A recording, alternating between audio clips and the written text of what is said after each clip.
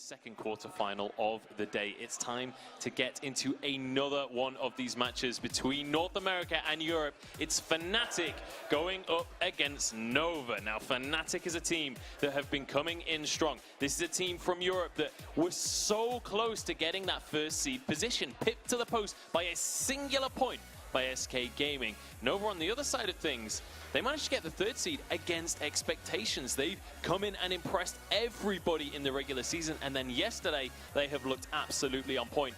Honestly, boys, this looks like one of the most even games across the course of today. I cannot wait to get on into this one. Yeah, this is going to be absolutely thrilling. Again, consistency is going to be the name of the game for both of these teams. You have to be consistent throughout the entire 5-game series. And if either of these teams falters even a little bit at any point, it could be one of those situations where it ends up snowballing and just making the entire series fall out of control. Yeah, you have Fnatic, who is a team that can play like an NA team. So if they can play aggressive and really play the NA style against Nova, then they could come out on top. But they do lack against the mechanical talent of Nova. This is an up and rising team. They first time on stage. Truth is their superstar, their hyper carry, supported by two amazing junglers such as Lone Delphi and Starboy. And you can see that when this team is on point together, they're a force to be reckoned with. So Fnatic needs to make sure that they have a very good strategy against Nova here. And let's talk about Fnatic to start things off. Let's talk about this roster, because I feel like Fnatic is one of these teams that when you think of team play, when you think of coordination within Europe, this is the team that comes to mind. Yeah, absolutely. This was one of the first teams that recognized that something had to change from London, or even before London, and to now. And they were one of the first teams that actually made the proactive steps in order to do that. They started boot camping in the middle of the season last season. They have gotten together just to grow their bond as a team as a whole, and it has really shown in their gameplay. Yeah, I feel like Fnatic across the course of this season are a team that has showed the most consistent improvement across the season. I feel like the week 1 Fnatic versus week 7 Fnatic was just a straight diagonal upwards trend, and it's incredibly impressive to see, Suijay. Yeah, and the key to this team is they have to play to their power spikes, and they make mistakes and they fight lances in jungle, or they don't take advantage when they do have a power spike.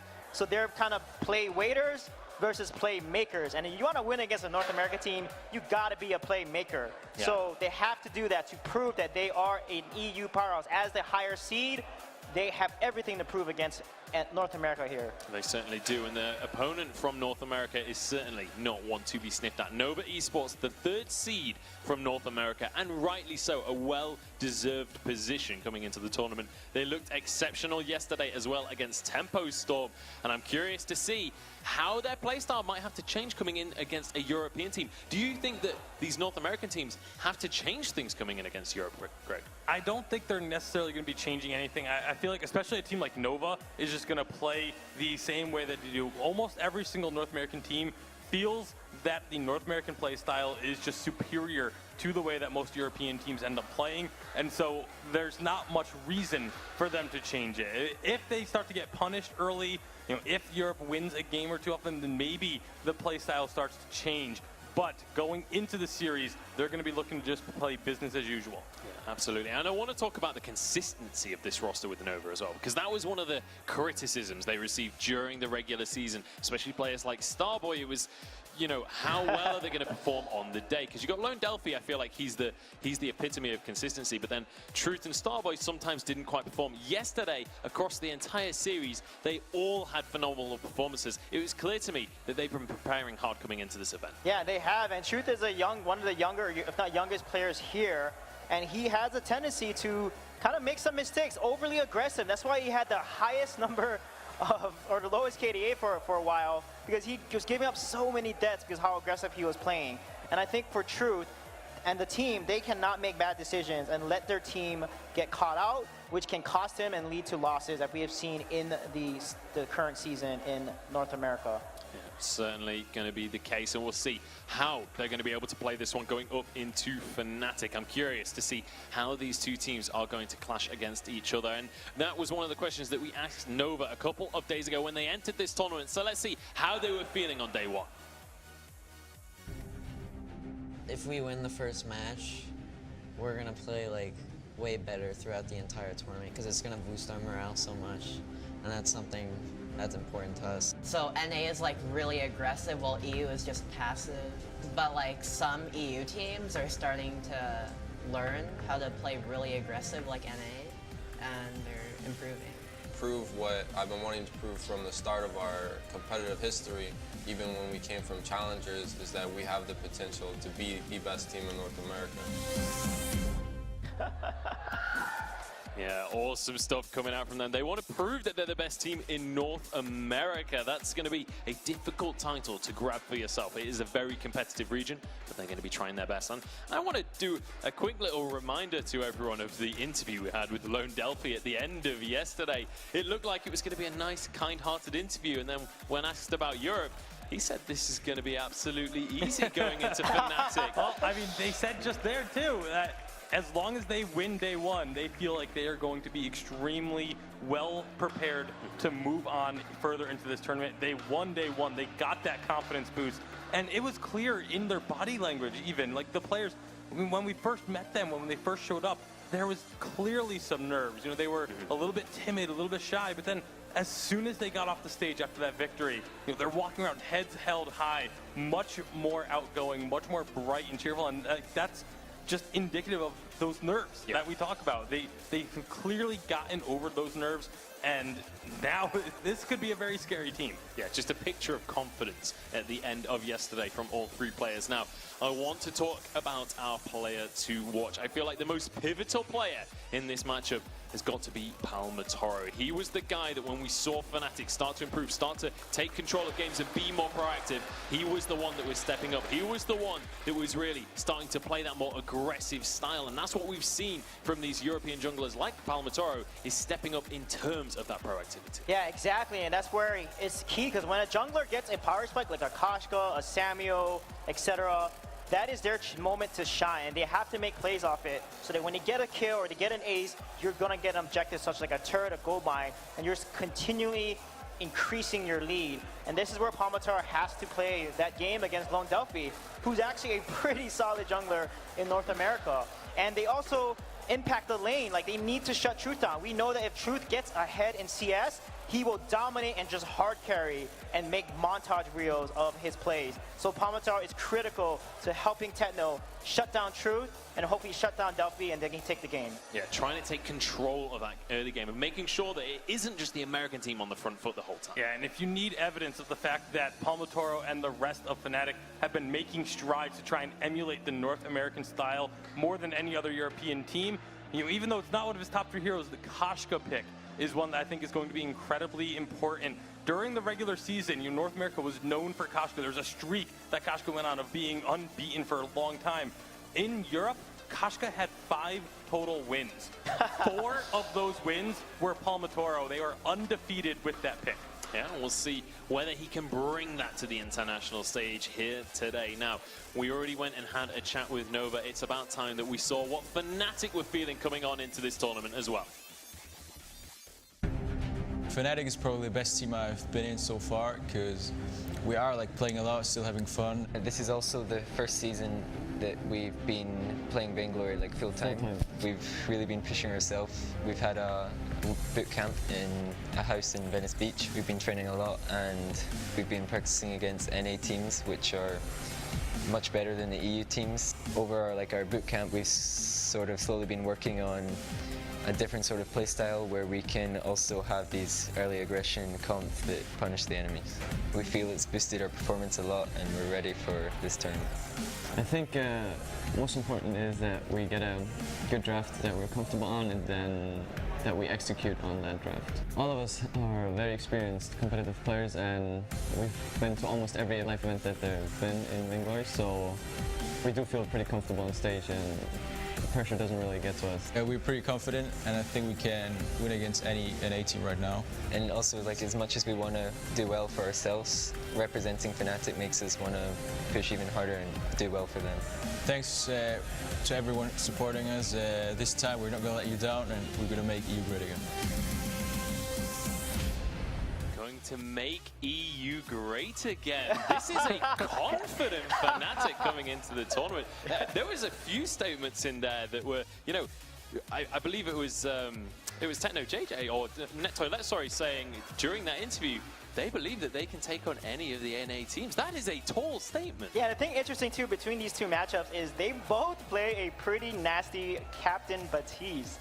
So is that going to come out, and who's going to prioritize the Baptiste here? Because Nova and Fnatic have known to play it so well because of that first swim shade, and they be able to make plays and get aces off it. I'm really curious to see how this draft will play out.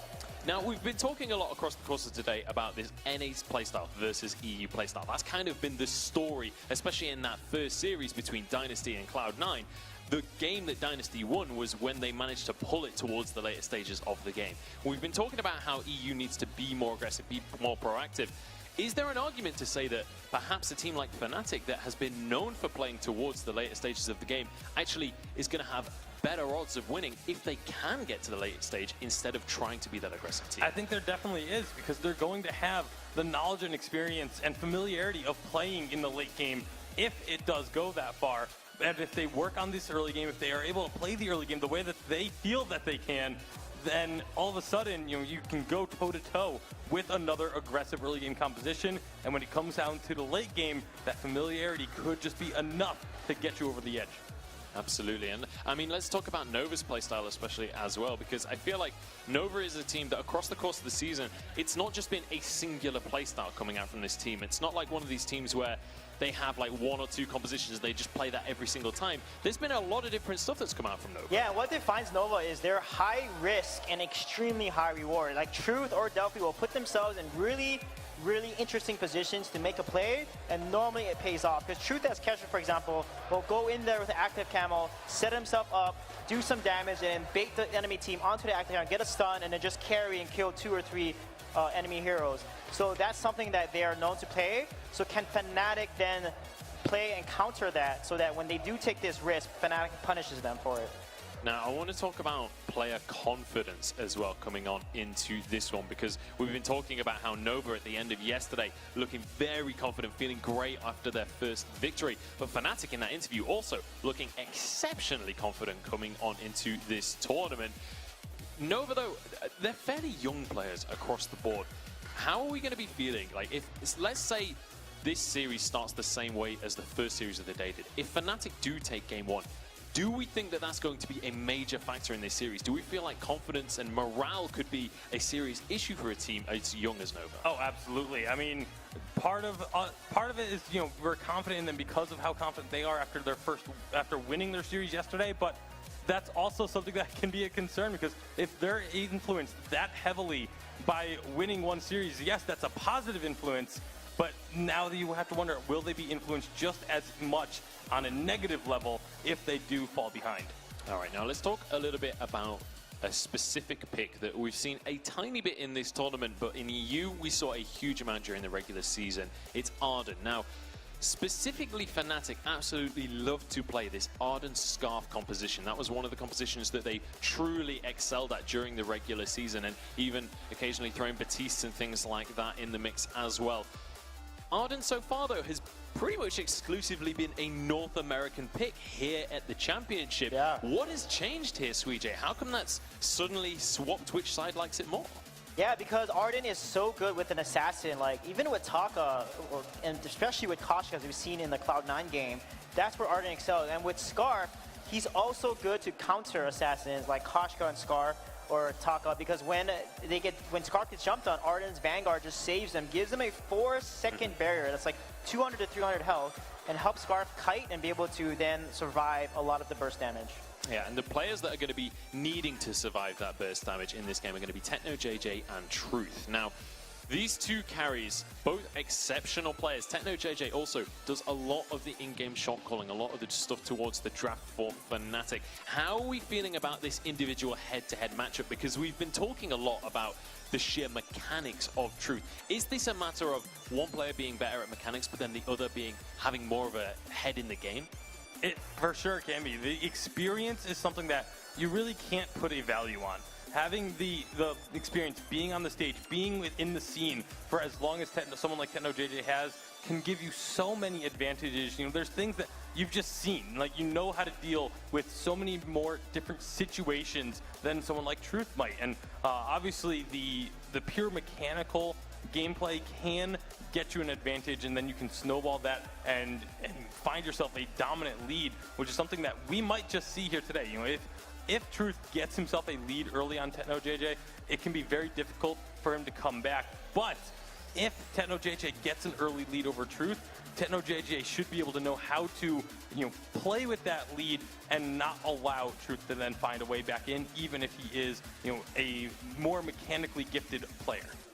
We'll see how that matchup is going to play out. It's certainly one I'm going to be keeping my eyes on during the course of this series. Now, I must apologize to you guys. There is a short delay going on as we're just trying to make sure everything is all sorted, make sure all of the tech issues are resolved, because we want this to be as fair of a series as it possibly can be, especially with a team like Fnatic, the second seed from Europe coming in. They've come all the way across the world to be here. And let's remember as well that Fnatic, way back in London, they were the host of the entire tournament. It was back in their hometown of London. That's where the Fnatic office is. That's where Fnatic was born as an organization. So this first game, let's bear in mind, this is their first game of the entire tournament, is very important to Fnatic because they didn't really have as great of a performance in London as they would have wanted. Yeah, and they had to face TSM, which is such a tough team to face.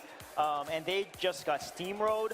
However, one thing I do like about Fnatic that I recognize in the season, in the 7 weeks that they have competed, is they have a dynamic draft. They will draft specifically against their opponents. They study every single one of their opponents. They're able to run all type of meta compositions from EA to NA to even EU, of course.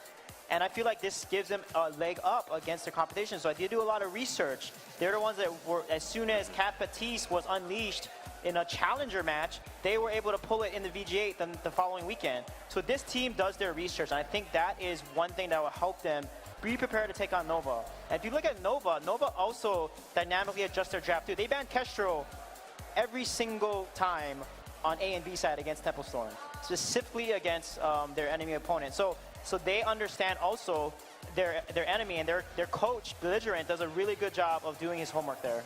Yeah, it's kind of an interesting dynamic as well between these two organizations in terms of the histories of the organizations themselves. When you look at Fnatic, this, in terms of esports, is one of the absolute veteran organizations across all kinds of esports. They have a huge history behind them. Nova, not quite the same across all esports, but across specifically mobile esports, Nova is an absolutely huge organization. Yeah, definitely a well-known name in the mobile space, and looking to increase their name and their brand recognition with a strong performance here. I mean, if you can topple a team like Fnatic, go into the semifinals, who knows where they could end up. You know, they're a team that can definitely upset a lot of teams. They have the confidence. We've seen their confidence now that they've gotten that win, now that they've gotten those stage jitters out of their system.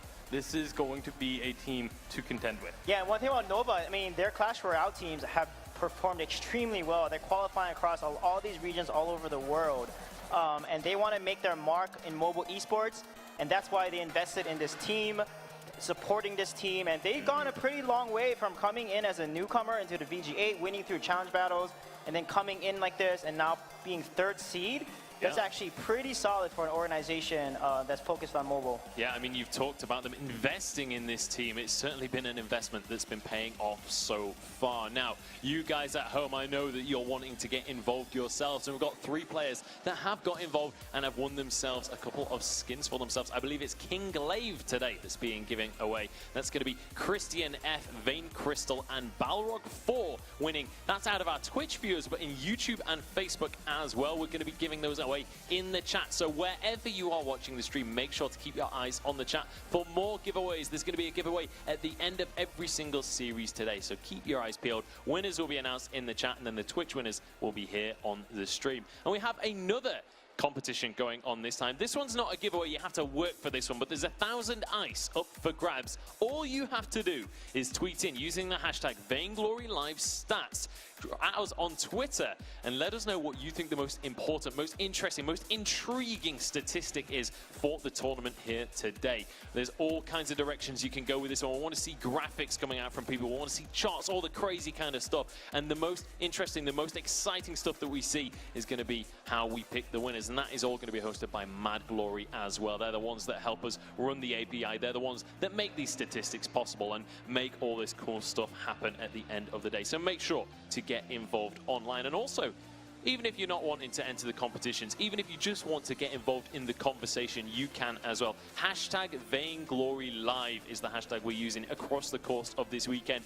We want to know how you think these games are going out. Dynasty managed to take the first game against Cloud9 earlier today. The EU versus NA conversation is already well up in the air on Twitter, so make sure to get involved and let us know your opinions. I know that my desk analysts here certainly have strong opinions on the matter. Yeah, we definitely do, and I feel like, you know, this matchup, it's going to be so interesting because if Fnatic falls, there's so much pressure on SK, but Fnatic wins, that momentum will carry over onto SK. So I feel like as a region, they have to band together and really be able to perform here because they have to win this championship to get a spot. Because if they do not win and a North America team wins, that means 2 North America teams have secured a world spot, and then Autumn, that means they get another spot, and EU can only send 1 team. Absolutely. Now let's take a look at the regular season for these 2 teams because we have 2 kind of different stories of how they actually made it into the championship and the seeding that they managed to achieve. Greg, do you want to talk me through kind of the story of Fnatic, how they got here in this season of the Vainglory 8? Yeah, I mean, Fnatic, they came on strong. They, you know, first week had a little bit of trouble, but from that point on, you know, they were one of the teams that was constantly contesting with the top. After they were the ones that dethroned Mousesports from those first place finishes, had a couple of weeks in a row for them. We were wondering, okay, you know, it's Mousesports, it's Fnatic. These 2 teams are just going to be going back and forth all season long, and they ended up finishing the season not quite as strong as they would have liked, as obviously they ended up getting the 2nd seed, but they were always in contention. There was never a time during the season when you looked and said, oh, is Fnatic suddenly struggling? Like, what's going on in the Fnatic camp? Is there a problem? That was never a thought that really came across because they were always performing at the top level. Yeah, always consistent throughout the season. And we mentioned it earlier, only losing out on the 1st seed by a singular point in the standings. As a Fnatic fan at home, got to be a little bit heartbroken for them there, but still going to be coming in strong as that 2nd seed. They still got the bye in day 1, and that is what mattered. Now, on the other side of the pond, Sweej, we have Nova. It's quite a different story from the story of Fnatic. How did they get here in this season? Yeah, they were so inconsistent in the first split. You know, they lost to almost every single team. I mean, they lost to Echo Fox, who got eliminated. They were the only points Echo Fox had gotten all split long. Yeah, I mean, it was kind of interesting to see them go back and forth because they were kind of disorganized, I feel. They were just playing for fun. They were like pinging, etc. And I think having a coach like Belligerent, who actually was a former coach for Gangstars, helped them kind of come together, focus more, and work together as a team. And I think that's making a big difference. And there goes the Nova flag being held up, and all the fans are cheering for the Nova squad. Yeah, definitely some fan support for our North American squad here. You can hear the crowd behind me getting riled, getting excited for this series. Now, you mentioned about Nova definitely towards the start of the season having a lot of fun in their professional games, definitely getting hyped, using those pings and things. And we saw in the interview with Fnatic that they're a team that likes to have fun in game. They were saying that it's not just a matter of try hard all day, every day. They're good friends. And I think that's an incredibly important thing for these teams, to be not only teammates, but also comrades, friends in the game. Yeah, I mean, we've seen a couple of teams that were previously dominant fall apart because the players just stopped having fun playing together. I mean, teams in both regions. We saw, you know, so a similar sort of thing happen to Team Secret of old. They were dominating Europe. Then they had some internal issues. They didn't perform as well as they would like, and all of a sudden the entire team breaks up. And you know, even in North America, we've had a couple of Hammers rosters have similar situations.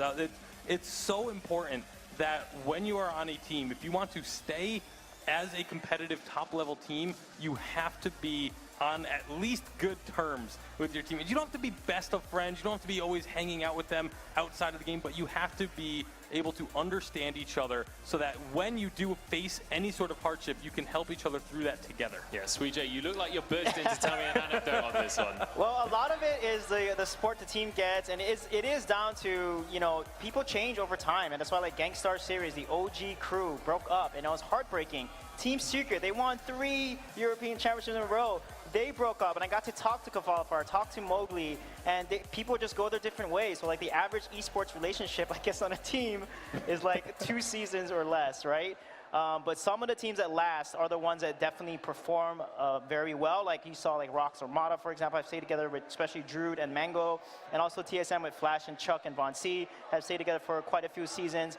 And that's the stability, and that we're starting to see more of that. More teams are staying together longer. They're finding the right organizations, the right teams to be with. And especially the teams at the top of the standings in both of the regions. Now, you've heard us waffling on for a little while now. Let's pass it over to Dan Gaskin to hear some opinions from our other casters. Yeah, I found Day walking around in his 4th jersey already. I mean, how many jerseys have you worn now? You had a Cloud9 one on earlier, you had a Hammers one on yesterday, now a Nova one. Who do you actually support? Any NA team, really. I mean, I gotta stick to my roots from Ann Arbor, Michigan. So. I'm still going to back Europe, even if it is a dying hope at the moment. I'm still going to back them. Now, you had a great day yesterday casting, of course, and it's fantastic to have you as part of the team. What was it like for you, your first experience?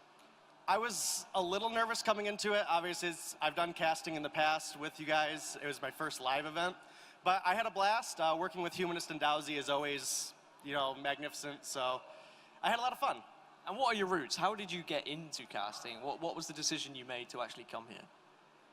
I actually have to throw this one back to Forecourt Jester. So there was some people that were maybe criticizing the casters a little bit, and he had put out a tweet, you know, if you think that you can do this, do it. So we're glad you did. We're glad you did, because it's been a pleasure to work with you. And of course, we'll get to work together sometime soon as well. But I think it's time to head back on over to Munchables and the rest of the boys on the desk.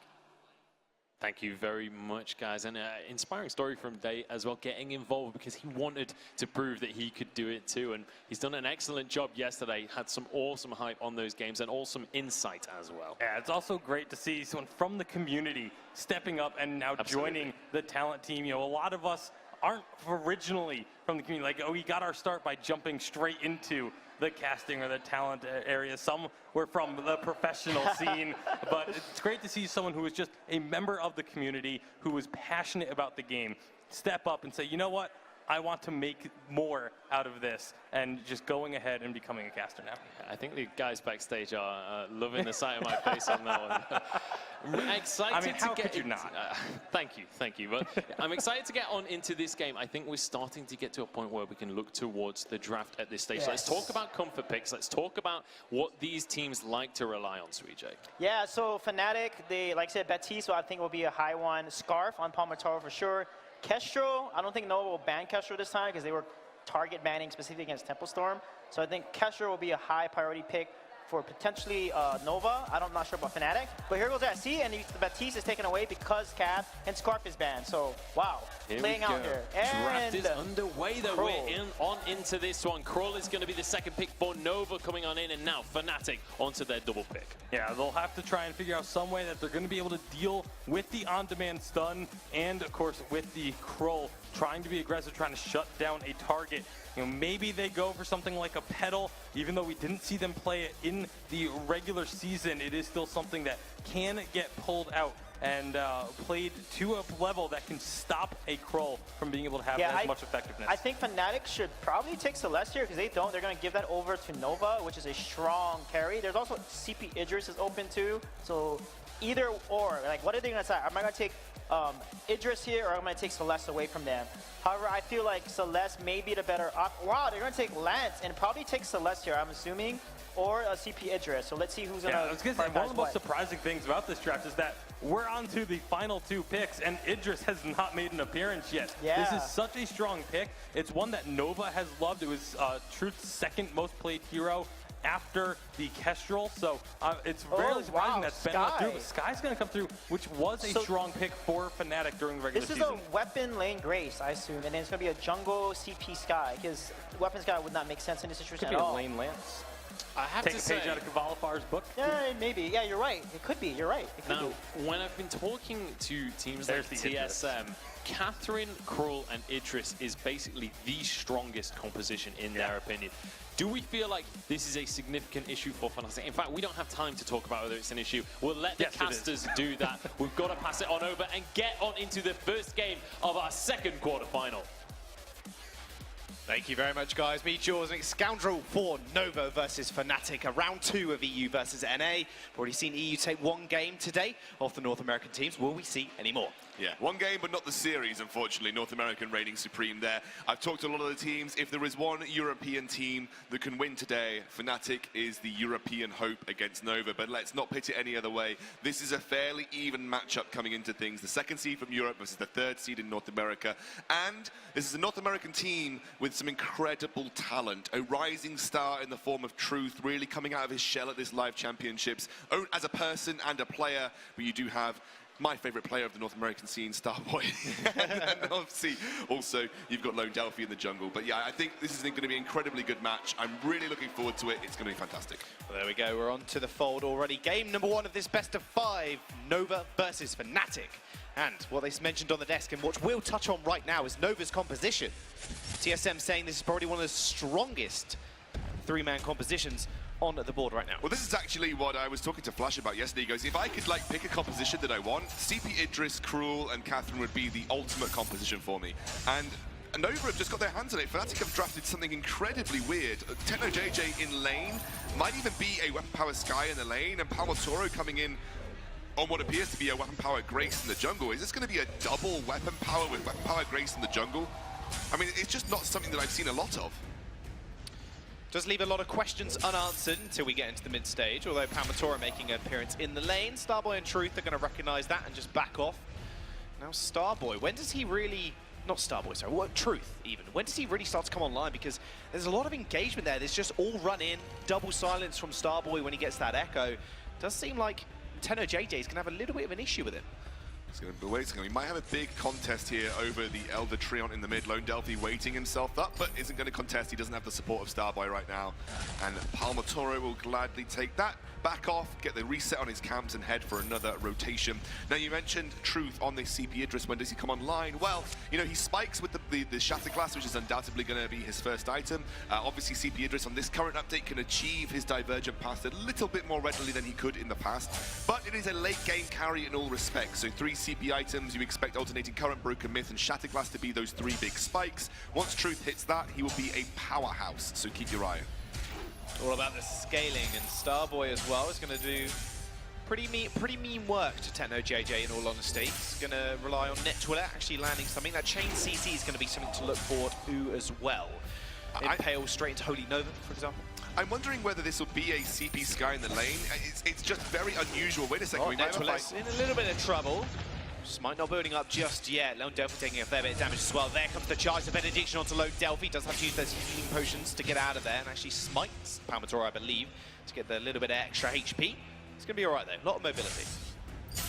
Oh, Truth taking a bit of punishment from Palmotoro here. He's picked up his 6 sins, working towards what's likely going to be a Tension Bow first item. Often, generally tend to see that on Grace, even despite the Tension Bow nerf. Not that you see a huge amount of Weapon Power Grace right now anyway, but you do see a little bit from time to time, and Tension Bow works so well with her kit. She dives in with that Benediction, gets the big basic attack off, huge amount of burst damage, and if you can land the second part, all the better, because that's what's got the Weapon Power scaling for the Grace. Toilette taking a little bit of a beating. Now Truth and Starboy are pushing in the lane. It is CP Sky in the lane for Techno JJ. I was very worried whether it was going to be a double weapon power. I didn't think that works particularly too well with the Sky. So it is a CP Sky in the lane. Now, CP Sky in the lane classically wasn't played a huge amount because obviously minions tank forward barrage a lot, and therefore it's going to deny a lot of your damage output. But it does allow you to get a huge amount of gold. Now, CP Sky is not someone that spikes huge amounts of levels. It's not like a Celeste where you get a massive impact when you overdrive your first ability. But you do spike with items, and being in the lane, you get a greater gold income. You hit those items more readily. So this is going to allow Techno JJ to scale up very, very quickly. Scale up a little bit quicker than he would in the jungle, and try and combat this mid-game of the Cruel to try and take him out then. Well, they want to try and go early game. Palmotoro has got the Tension Bow, so he wants to go for a little engagement. He is going to do that. Truth losing about a third of his HP in one proc of the Benediction. However, the jungle just intensifies Fnatic just permanently in Nova's lane. And this is the talking point of Fnatic, their proactivity. And they're showing it just right now, because we've seen over in the past season that they've not been proactive. They've kind of been resting on their laurels a little bit and not pushing their advantages, not pushing forward to try and find these early advantages. Speaking of that, Starboy's going to get jumped on. Impale does land, and Benediction will finish off the kill. Palmatoro picks up first blood. That was a very risky play from Starboy, all for the sake of a stack. You're going into a huge amount of CC, and he wastes the only thing to stop the Grace Holy Nova as well. Techno JJ happy to deal the damage, and we've often talked about why Sky, CP Sky specifically, is good into Catherine. One of Catherine's main abilities that helps a tank and be a frontline is that Storm Guard. Obviously, it reflects any damage greater than 10% of Catherine's max HP. Sky's forward barrage ticks don't ever go above 10% of Catherine's max HP, so you never get the reflection damage on the forward barrage, meaning that you're always going to be able to deal significant damage to this Catherine who is wanting to stand in the front line. That's often why Sky is considered pretty good into Catherine, especially if you go towards a Frostburn, which is the first item for Techno JJ. You can also slow down her relentless pursuit looking to, or merciless pursuit looking to find that stun. Oh, he's got his tier through. Oh, Starboy stunned a minion, which means Benediction will come out onto Truth again. Palmatoro doing a fair bit of work right now with that tension bow, although picking up a couple of defensive items. And Delphi off to the side does have Hell's Heart available, and also got his own tension bow. Oh boy, the emote's coming out already. It's only one kill. Come on, Nova. Just going to clear the wave here. Remember, level 6 on the Cruel is very similar to level 6 on Koshka. You do have to respect that engage potential of the From Hell's Heart. So you need to get that reflex block. You need to get Palmatoro working towards it. I would imagine Techno JJ will be doing the same. Slow-paced game so far, though. Probably suits Fnatic more than it does Nova. Seems to be the case. Now, EU especially coming into this tournament, you've got to be a little bit scared. You are coming against the giants that are North America. Palmatoro in a little bit of trouble, though. Holy Nova is going to land onto low Delphi. Another Impale coming through as well. That's a massive heal. He's just going to heal him up, and the Fountain comes out too. Techno JJ is going to find the kill on the 2 low Delphi regardless, and Starboy sacrificing his own life will go down as well. Fnatic, 6 minutes in, they're 3 kills up. 3 kills up, starting to turn the handle here on this game. You wanted to see Fnatic in a proactive manner. They're trying to do that. Palmatoro does get that forward healing tree on, looking to put pressure onto Truth here. The more and more you can pressure the early game for Fnatic, the less and less you have to worry about this late game Idris coming online. You do have a pretty solid late game yourself. Sky, in this update, the more CP she gets, the more powerful she gets. She's a lot more powerful single target in the late game than she was pre-update changes, when she had the change to make her lock on the more viable way of dealing damage. So there is that late game prowess for Fnatic as well, but Idris CP is often considered one of the most powerful late game carries in the game. And you always have to respect how influential he can be as Nova go for the gold mine. Netwillet wants to make something of it, however, going fairly low. Star Delphi is going to find the kill on the gold miner. 213 gold apiece for Nova, so at least they secure that one. Even in the gold lead up, almost there. Palmatoro getting a nice bit of damage onto Truth. Has to dash back. Those chakrams doing a fair bit of damage with that CP build. However, Fnatic don't look like they're finished just yet. Netwillet playing very aggressive here. They were just I mean, they could have maybe looked for a fight here, but they're going to take positional advantage in the lane, try and bring Nova up. They're going to start a siege on this first tier turret, maybe look for an engage after. Here goes Nova. Nova creeping up. They do need maybe that blast tremor to actually initiate the engage. There is a fair bit of disengage from Fnatic we've got to keep in our minds. Oh, Lone Delphi. Hello. Palmatoro going fairly low. He's going to get stunned up as well. That reflux spot came out to block the smite. And Netwillet is in the front line, just tanking up most of the damage from Truth. Yeah, Lone Delphi's not done yet, though. He's going to pop that movement speed, maybe looking to get onto Palmatoro in the back of his jungle, who's doing the healing tree on right now. Palmatoro. Off screen, Palmatoro ends up going down. Lone Delphi picks up the kill. Netwillet now in a lot of trouble. Nice skipping ball onto 2 Pambas. There comes the death from above. Oh, great death from above. Oh, absolutely beautiful. Saves potentially even the first turret for Fnatic here, Jaws. It might just do that. Netwillet, though, is very low. He does have to get a recall off soon. Blast Tremor was used by Starboy. Will need Nova just to take something else off the map. We always remember NA teams always looking for objectives. If they can't get the turret, they're going to get Sentry instead. Nova have started to mount a comeback here. They've got the gold advantage after that gold mine as well, and Fnatic, for all of their early game work, have got very little to show for it. Nova happy to start scaling up, alternating current almost finished for Truth. He's accelerating towards his item spikes super quickly, but Techno has also now picked up his broken. No, Delphi just running straight towards that turret. They know something's up when you don't see Techno JJ. Turret goes down, and now Nova, like you said, now pushing in the lead. Gold in their favor. Only about 1,000 at this moment in time. But that's some big item spikes for a lot of people here. No Wave Gauntlet coming out for Starboy. That's a big item for him. Wow, absolutely ridiculous. Netwillet also with the only got the Crucible right now, so it means if he uses the Null Wave Gauntlet, he's going to force Net2Elect to use the Crucible to block it, which means Blast Tremor is going to land on the rest of the team, and that's a very aggressive move from Starboy, looking to take the initiative in these fights, look for the engages, and make it so that it's very difficult to protect Palmatura and TechnoJJ. Although Grace is often seen as quite a durable hero, her actual base health is incredibly low, so if you can catch her when she's not got her Holy Shield up, she'll actually go down incredibly quickly, and Nova has got, obviously, everything in terms of damage output to do that.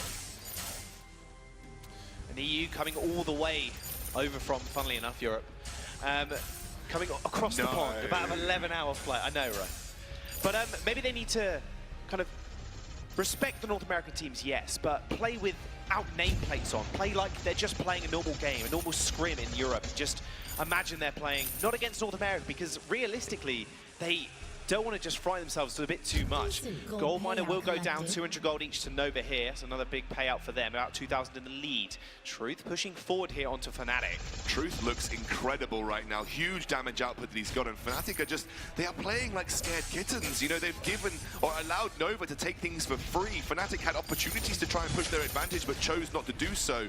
And maybe they're getting punished for it now. Oh, Impale doesn't end up missing. That's going to be a stun on Net2Elect. The Merciless Pursuit will connect. Net2Elect will take about half his HP for it. Lone Delphi, whoop, there we go. There's the Githium wall, however, he does have From Hell's Heart, and Fnatic in a bit of a precarious position at the moment. Net2Elect, oh, missing that Impale, locked in that animation, will cause Nova again, just to take their fronts and their, well, almost their backs, take both of their fronts and rotate to the shop. They have perfect map control right now. Fnatic don't look like they are sort of desperate to make plays, which makes me feel that they have confidence in TechnoJJ's late game ability on this Sky to try and step up and match the damage output of Truth. Remember, the single target focus from Fnatic is pretty solid if they can find a lock on. They've got great dive with this Grace and Lance. If they can get into the backline and put pressure onto Truth, they might have a recipe for success. But right now, Nova looking like the better team. They had a bit of an early storm to weather, but have weathered it just so well. And also you can see Truth now working towards his third item. Lone Delphi dashing in, there comes the Death Brother, he's going to get blocked. That Grace is just melting. Truth picks up the kill, and that's a big Null Wave used on TechnoJJ and Net2Elect. Techno going very low, using those boots to get away, and a barrel roll from Net2Elect as well to get a bit of distance.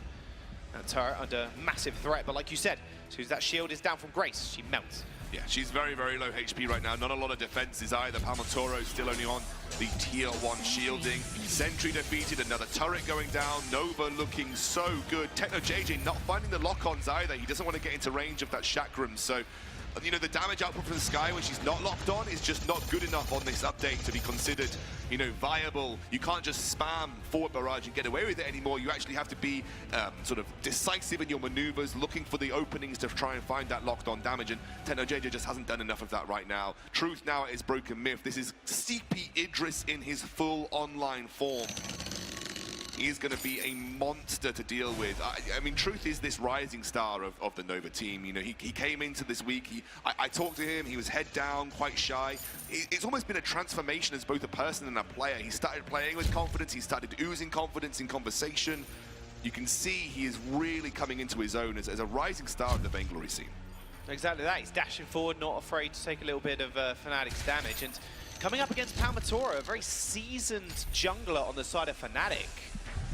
Don't want to say the new dog's beating the old dog to his tricks, but regardless of the fact, Palmatora right now, not having the performance maybe he wants. Lone Delphi a little bit caught out though. That is a lot of damage. TechnoJJ finally finds him. Starboy Truth, head from above, is going to separate them both. However, big Null Wave Gauntlet and the Blast Drum is going to come out, but the Silence is going to stop those basic attacks. Truth under 1v3 right now. Palmatora going very low, but that Divine Intervention will save them for the moment. Truth ends up falling. There's the ace for Fnatic. They're going to go towards that gold mine. I mean, they split up the Nova composition there. Lone Delphi caught out of position and Fnatic capitalized so well. They're going to find a little bit of gold back for themselves. They needed this boon to allow them to function on the same level as Nova, but even more important, you've got to check out the damage that TechnoJJ is doing when he actually locks onto a target. Let's take a look at this. They isolate and deal with Lone Delphi, but take a look at TechnoJJ's locked on damage. The difference between pre-update Sky and post-update Sky on this current update that we're on, 217, it's ridiculous how much damage she can do when she actually locks onto a target, when she's got the CP to compensate it as well. Look at that, melts through them. If TechnoJJ can do that in team fights, you can blow Truth up really, really quickly. I think that's what they need to find to do. Well, Fnatic now being a little bit more proactive. It's kind of this game has been a bit of a roller coaster for them in proactivity. They've gone up and they've gone, okay, 3 kills up, great, we're going to push turrets, we're going to, take Nova's front camps, but then they just, rest on their laurels, and now, once again, they're being very proactive, catching out Lone Delphi. It may be their key to success. They're going to get flared out. Lone Delphi maybe looking for an entrance here, using that from Hell's Heart. No Wave Gauntlet, Echo, and Blast Tremor available for Starboy, so triple silence might spell Fnatic's doom, and Starboy just wanted to shut down everybody. Yeah, this is the Catherine that everyone comes to fear, the ability to consistently lock a team up with multiple silences. NetToilet's got his own Echo here for the several Githian walls. Often Lance is considered a pretty good pick into Cruel for the very reason that you can just knock him away as he tries to find his target. Remember, he is a simple movement speed based jungler. He likes to have the increase in movement speed, and if you can knock him away, that kind of shuts it down. Starboy going for the engage, NetToilet taking a lot of damage. That locked on damage just ripping through Starboy, like you mentioned earlier. Death from above's going to come through as well. Benediction onto Lone Delphi on the sidelines. However, the stun goes on to NetToilet. He has to survive very quickly. Damage. Unbelievable damage, but NetToilet is still going to fall if he doesn't be careful. Starboy is going to get locked on as well now, but look, 2v3 right now. Truth on the sidelines. So an intervention comes out, saves Palmatoro for the meantime, but Tenno JJ, look at the damage onto Lone Delphi, just following him off with that locked on. Truth is going to find the kill, double kill, almost a triple. Sentry will count it though, no worries. Palmatoro, only one left alive now, and now Nova marching towards that Kraken. Oh, Tenno JJ, a little bit overextended there, really desperate to try and find a Suri strike. I'm wondering why he didn't Suri strike to try and find a flank position there. It almost felt like he was scared to do so, but a free Kraken delivered, and Truth absolutely crushing with this 4-item CP Idris build right now.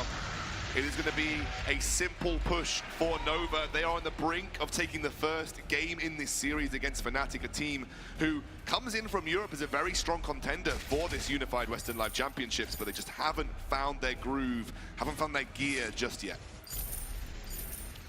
They haven't even taken a turret, and they're about to lose another one if they're not careful.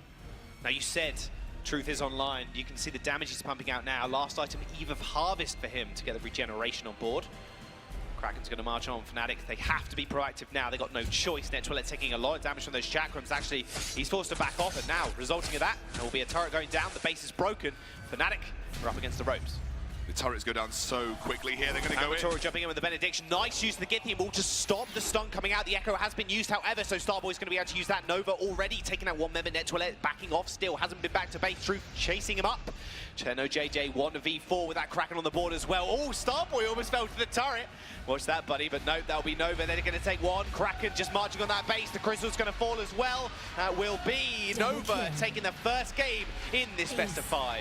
17 minutes. It was almost an understated game from Nova, but maybe a lesson in draft for Fnatic. That composition is exactly what a North American team dreams of, and it was gifted to them. Truth left no one standing with that CP Idris. Fnatic are known for these off-the-wall drafts. They're known for a little bit off-meta, but not quite sure how that one was supposed to work against a very mobile team of Nova. When you have a single almost trajectory of your forward barrage, it's very easy to work around it. Tenno JJ, I think, needed to be a bit more aggressive in his play, a bit more dive focused on the back line. Didn't find those opportunities, and Nova played it really well. They played exceptionally well, but Fnatic, they had a twinkling of hope in the early game, but we're going to throw it over to Munchables, and the guys, they can break that game down even further. There we have it. Nova managing to take the first game in this series. Fnatic started things off strong, though, and I think it's an important conversation to have about the fact that this is kind of the opposite of the expectation coming into the whole tournament. The fact that this EU team leads the charge with aggression in the early game, but then the NA team turns it around once you get later on. Yeah, and this was just it was almost reminiscent of our first series where, Cloud9 was able to find a whole bunch of kills early on, but Dynasty was able to keep them off of the turret, and that's exactly what Nova did here.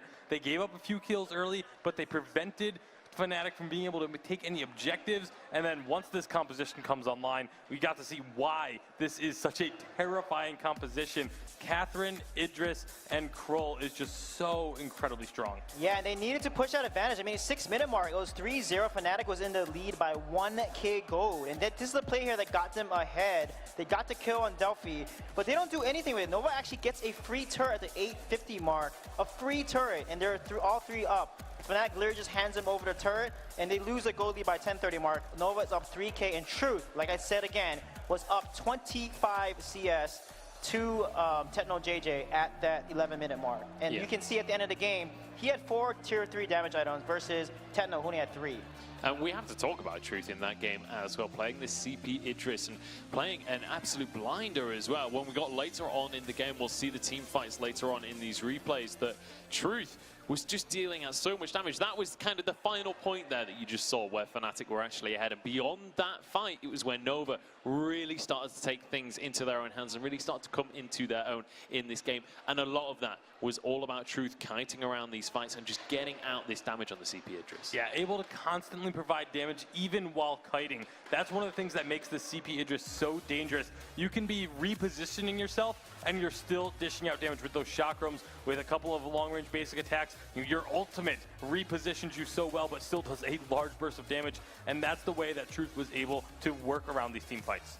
Yeah, and this was a moment where Truth basically gets a 1v2 on that, and then the sentry on top of things as well. And this was the final push, Suijay. Yeah, it was. And that last fight, Sky was silent, so she could not series strike. So it was a really nice silence there by Starboy.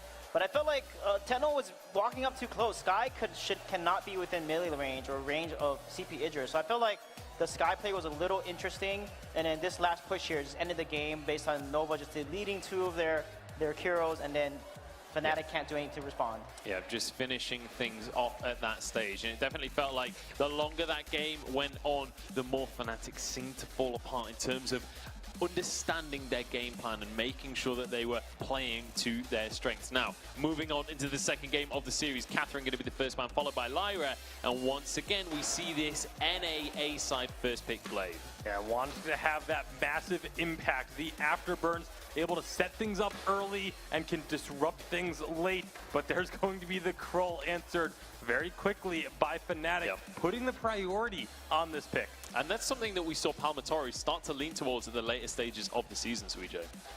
Yeah, for sure. And his Krull, if they play this right, is able to shut down the Glaive. And here, I don't think they should ban Grace. They should let Nova ban Grace. So they should probably take Voxway or something that is probably good into Krull, or maybe take the Vox if they want. Something like so they should ban Idris, for example, or they're going to ban Scarf against themselves. So that's really interesting. I don't know if Delphi or Truth have a preference for Scarf.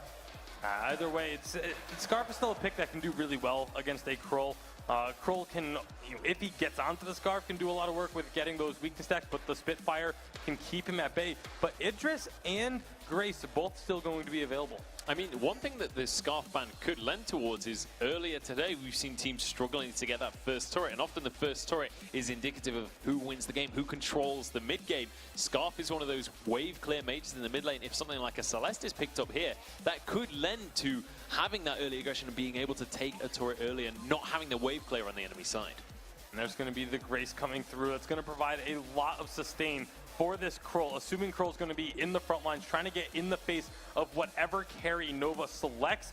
Having the Grace there with an Echo, able to keep him alive for so long, you need to find something that can apply mortal wounds on the side of Nova. If they do make this a weapon Kestrel, you could get the Poison Shiv on it, but it's not really recommended. I would actually really like to see Nova maybe go with the weapon Kestrel in the lane, kind of a jungle utility Glaive, and then maybe pick up a Fortress as the captain here. Yeah, with Kestrel being picked up here, I think Arden will probably be the best option, or even Captain Batiste. Honestly, they're going to pick up Batiste here because it makes sense. That's a comp that Nova has played. There's a lot of CC with the Ordain and a Glaive Afterburn combo. So I do see a Batiste picking up, and then Fnatic will probably pick up the CP Idris here. And that's a really strong comp, honestly, from both sides in this draft. Yeah, so far it's looking very strong. This is the first time we're seeing Kestrel today across the course of the day. Honestly, that first series of the day, I feel like not that relevant to the meta that we've seen in this tournament so far. This series definitely leaning back towards these staple picks. Yeah, this is kind of what we've seen, what we expect. The Batiste does come out for Nova, and as Suijay has mentioned, that disengage that you can have with the Batiste, when Krull and Grace try and jump in on you, if you can land a fearsome shade, not only does it force the enemy team away, buy you a little bit of time. That's enough time for Kestrel to then go into active camo and set up Celeste's some pick. traps. I like the Celeste pick here because range counters Baptiste, because they'll probably jungle the Baptiste, but since they pick Celeste now, I don't know if they're going to jungle Baptiste. They made Captain Baptiste. They can actually switch it up because they can flex it, but they may just go Weapon Kestrel and CP Baptiste here. But I think the best option for Nova, honestly, is probably go lane, a lane Kestrel and a lane Glaive and a Captain Baptiste, and just go double weapon to burst the Celeste down. Well, we'll have to see which direction they want to go with this composition. That's one of the strengths coming in for this team as well, is if you're in Fnatic's shoes, you also don't know which direction they're going to take this one, but we'll have to see. We're about to find out which direction they take it, as it's time to head into Game 2 of this second quarterfinal. Thank you very much for insightful words, guys. Game number 2, Nova versus Fnatic. Nova now up 1 game. Now, Fnatic had pretty good moments in this early start of the game. Got 3 kills on the board, but Nova then just kind of took over. I think the composition from Nova was just that much better in the last game. Fnatic have kind of evened things up. They found their own counter picks this time round, but they need to win this game. They need to get back into the series. It's going to be big. It's going to be big. You can hear the crowd already behind us. Got those clackers. I can barely hear myself think. I don't know what the players are thinking either. They're going for it. I love it. Absolutely. This is a big game. Nova, one of the very endearing organizations of the North American scene, is currently 1-0 up against one of the teams that has dominated Europe in some way, shape or form over the last few months. And against some of the legends of the Vainglory esports scene as well. Palmatoro, Techno JJ, Netbaguette. Never get her into an account. That's an alt account, actually, that someone's got. Netbaguette. Well, he's a Frenchman after all. So, Starboy here, being forced back by Grace Nettoilette coming through. Grace used to be able to do this much more readily, but with the nerfs to her movement speed, makes it a little bit more risky to run straight into the enemy jungle, but happy to do a little bit of work early on here for Fnatic. Yeah, no weapon Grace either this time. No, thank God. Thank God. So explain to me the reasons why that is good or bad. I think Weapon Grace is okay. Like, it has its certain position, but all she deals is engage with a bit of burst damage, but she's very slow. It's very hard to get the main portion of her weapon power scaling off as well in teamfight situations. I feel that she's far better suited doing what she does best, which is having that echo, divine intervention, providing protection for the team, getting the cooldown reduction necessary to continually keep those holy shields up. There are just better picks for me than Weapon Power Grace. If I wanted to play Weapon Power Grace, I'd just say, why don't I just play Weapon Power Glaive instead, for instance?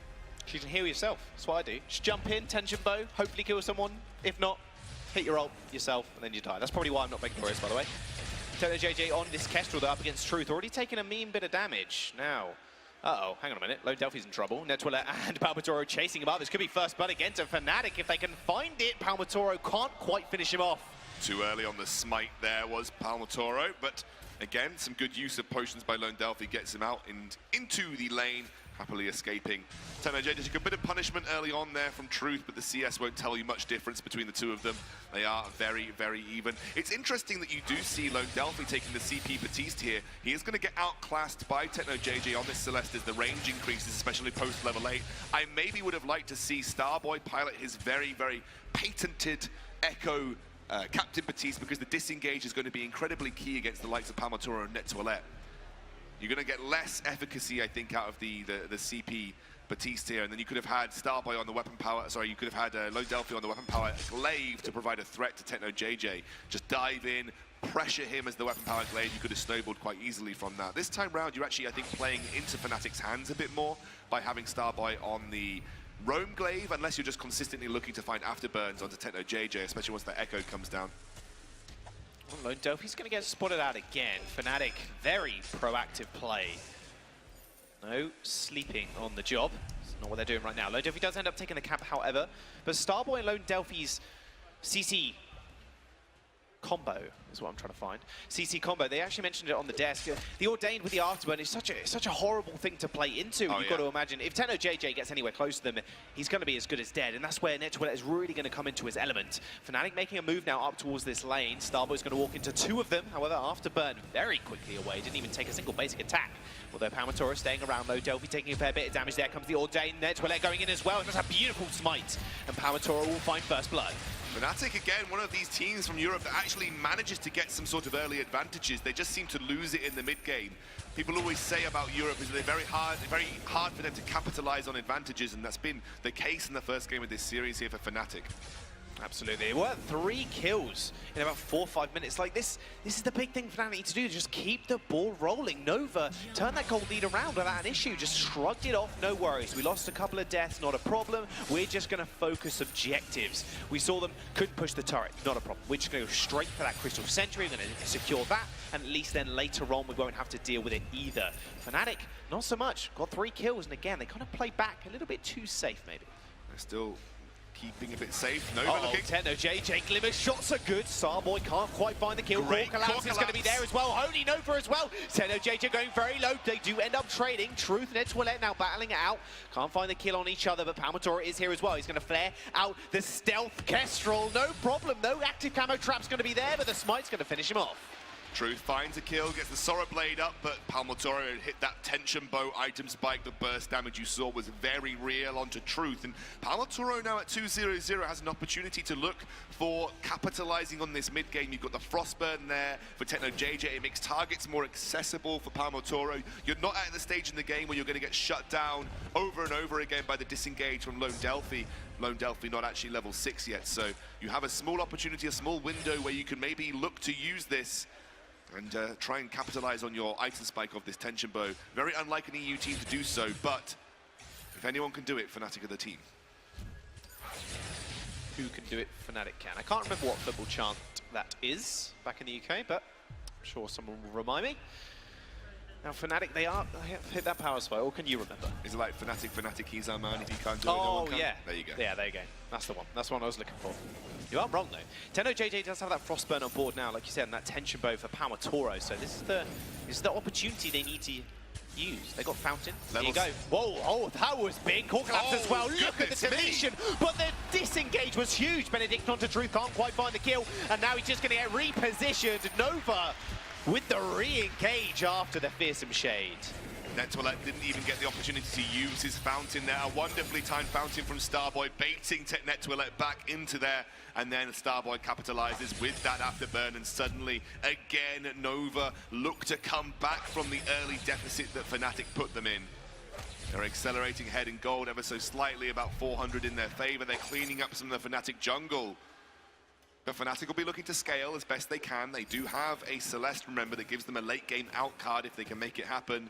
You saw that they managed to get that chain CC working, but didn't quite judge their burst damage enough so to kill Truth. Oh, he was on inch of health as well. Activated that reflux block just a second too late. Actually got caught by the From Hell's Heart.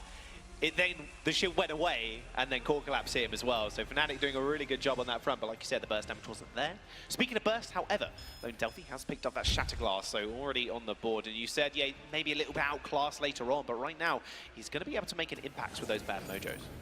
Starboy's got a bit of cooldown reduction and an energy battery in his inventory, wondering where, if he's going to go towards a Echo or even towards maybe a Clockwork. Oh, Palmatora finds him again, and late once again. That's going to be another chain bit of CC. Fearsome Shade's going to come through, but it's not going to matter. Palmatora underneath the turret now is going to get finished off, so the storm goes a little bit wide. Starboy taking a bit of damage. Netwillet on the back line as well. He's going to take a bad mojo. 1-for-1 trade yet again. Starboy's been very good at hitting these afterburns. Oh, Starboy has been the saving grace for Nova here. Every time that Fnatic look for an engage, Starboy always makes sure that it turns in Nova's favor. If it wasn't turning it in their favor completely, a 1-for-1 in this scenario. And the Glaive working out great targeting as well from the afterburns, making sure he's basically isolating a target straight into the Ordained, keeping them stuck under that turret. Oh boy, the damage is really online, but Truth, I've got to say, that is literally round 2 that's happened. Throws the From Hell's Heart in, misses then the reflex block, and then gets hit by Core Collapse. Poor Truth. Did end up surviving though, so he's all good. I reckon Starboy will go very quickly towards an Echo. It's a good way of, again, doing what he's been doing in these fights, isolating targets more frequently in these fights. I think the energy battery is more likely there simply just to alleviate some of Glaive's early energy problems, because you can often use a lot of energy by using your afterburn over and over again. Looks like he's working towards a Crucible though, which I think is a very important item to have in this scenario. You need to be able to block the CC. If Truth's not quite there, blocking that instant CC, you'll have a backup of the Crucible for Starboy too. And Techno JJ has now just picked up his Eve of Harvest, so here's his second item on the card. He's looking to work toward the Clockwork, so taking a leaf out of the Dienzio book and just looking to spam and utilize that range advantage to start to control these fights. Yeah, it makes a lot of sense. Now, Nova, I'm going to start up that gold mine. It's pretty full, if you ask me. Netwillet's going to be there. Palmatora on the side. Holy Nova to actually start up one. Can they find it? Solar Storm comes through, but Nova, they chunk health bars, but they aren't able to secure it. It's beautiful Ordained to catch Palmatora. We'll just launch the disengage for Nova. Still have Fearsome Shade available. Disengage is still too good from Nova, so Fnatic can't look to capitalize, but another global objective snuck away, and the gold advantage opens up to around 2,000. Fnatic have been very poor on controlling these jungle objectives like the gold mine specifically. Nova have been able to get those for free across multiple games right now, and that will be coming to bite Fnatic back because Fnatic have been playing a safer game. It's what they usually like to do, but they're not able to withhold the storm that Nova bring in the mid game. We saw that the last time round. They do have, again, like we said, we've got the ability to clear waves, and Turtle, with this Celeste, who has now hit level 8, has that range advantage as well. Well, the Storm might turn into a Supernova later on. It's Truth now picking up his Sora Blade, and the Tyrant's monocle. He's going to be hitting like a metaphorical truck. Now, the problem is, you said TennoJJ, yes, he has to scale up into the late game, but Truth and Lodelphi are going to come online a lot quicker. Ordain's going to come out. It's actually going to stun one. Holy Nova not quite finding anything but minions at this point, but Truth taking a fair bit of damage, and TennoJJ, now he's winning out on these trades as he's level 8. Yeah, Truth scales up very nicely on this weapon power Kestrel as well. She's one of the hardest hitting late game weapon power carries. Going for the critical strike build, double Tyrant's monocle from the Sorrow Blade, so maybe looking for a glimmer shot. Focus build, goodness me, TennoJJ. Huge damage output with that one shot, one kill. Force. Well, there you go. Forces the divine intervention. Yeah, 60-second cooldown though, so it's a pretty big one with that Echo. Picked up that Crucible second item. Normally we see, you know, honestly, the Echo second item, but with all the CC that Nova have acquired in their draft, I mean, realistically, Netwillet has to go that Crucible. Turret's very low. Palmatora off to the side. Maybe you want to look for a small engage here. They got a lot of poke. Netwillet going in. Holy Nova is missed, but look at Starboy already finding Netwillet. He's going to go down. Truth now kiting back and just face tanking the damage from Palmatora. Now TennoJJ, last member alive. Only sent out the Solar Storm. That was it. Yeah, unfortunately, you've got to remember that Grace, when she doesn't have a Holy Shield up, is about as squishy as any other carry in the game almost. Oh! Heliogenesis picks off Truth, shuts down the Nova engage. They were looking to put pressure onto TennoJJ under that turret.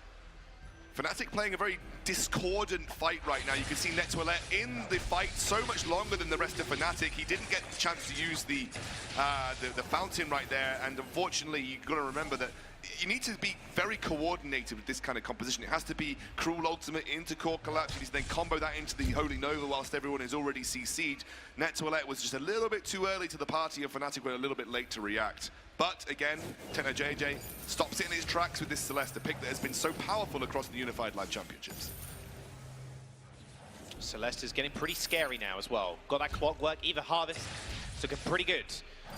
Truth knows exactly what it feels like to get hit by one of those Heliogenesis. But the poke potential now for Fnatic is pretty strong, just on TennoJJ alone. Oh, yeah. Truth too, I mean, he doesn't have the glimmer shots if he strikes those on the turret, but the problem is TennoJJ is outranging him every single time. Maybe that's their game plan now, just outrange them. I think that's why you go the Clockwork. It's really prioritizing the poke aspect, the range aspect of this composition. You can see those Supernovas really just forcing Nova to think very carefully about their positioning. And when you limit areas of the battlefield where you can and can't use as the Nova composition, you always have to be very careful about where you put your Kestrel, because she, very well, like you said, she is a very positional focused carry. So if you're starting to limit areas... Oh, there you go. Reflex block went down and he was punished for it. Beautiful Core Collapse. Pick up the kill onto Truth. However, Starboy is not done. He does use that repositional tool, but no, he's going to get stunned up by the Core Collapse. He's going to go down almost instantaneously. Holy Nova caught him off guard. Fnatic finding 2 kills. They find a turret, and they might just find a gold miner as well. There we go. Fnatic starting to come back here, giving some hope back to Europe. Not quite taking the gold lead right now, but the gold mine should secure that. They get the first turret for themselves, and are starting to make this Celeste work for them. They've got 2,300 gold in the bank. That is going to be working towards that broken myth that TennoJJ want to finish up here. Double monocle now finished for Truth, however, on that last death. Did manage to pick it up, but is that going to be really enough? When does Lodelphi really spike? He's got the Clockwork, he's got Shatterglass, but like you said earlier, he's just going to get outscaled. This is the big problem for him. He's just going to be a big disengage. So Palmatoro throwing out Hell's Heart. He's going to get the boomerang. No, he does not. Truth blocks it. They take the turret and are able to escape as well.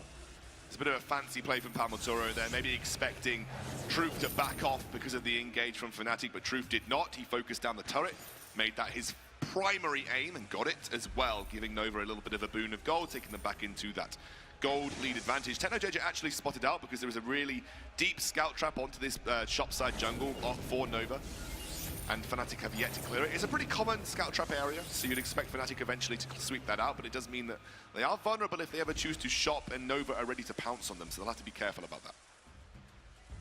Gold miner, was it secure? Yes, it was, because it's recharging now, I was going to say.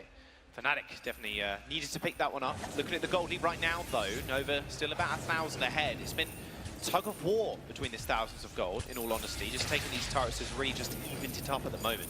So you can really see that this clockwork build on Celeste is a really good way to punish the range advantage that you get at level 8. Dienzio did it so well yesterday. TechnoJJ really making it work for Fnatic this time round.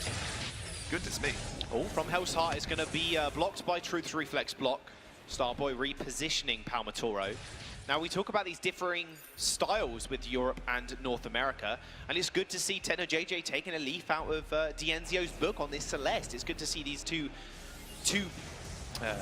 regions actually looking at each other's play and going, you know what, actually, yes, that's really good, and just taking a leaf out of each other's It's so interesting that you mentioned that, because Fnatic are playing a style that is very Fnatic-like. Taking very few risks, looking to play towards the late game, looking for a singular carry to step up for them and provide that insane damage. Often it's Palmatoro and Scarf. This time around it's TechnoJJ on Celeste. It's a very Fnatic playstyle, which runs its risks against these very coordinated, very on-point, mechanically intensive North American teams, because one wrong foot in the late game, no matter how good your composition is, can spell disaster. TechnoJJ trying to get a little bit poke bound, but speaking of poke, TechnoJJ takes two, well, Palmatoro takes 2 glimmer shots and half his HP bar disappears. TechnoJJ almost fell as well. One shot, one kill. Well, it almost ducked into it then, that would have been close. Does end up backing off though. Truth now really starting to hurt. Looking like maybe going for a Bonesaw here, or a It'll be a Bonesaw or a tension bow.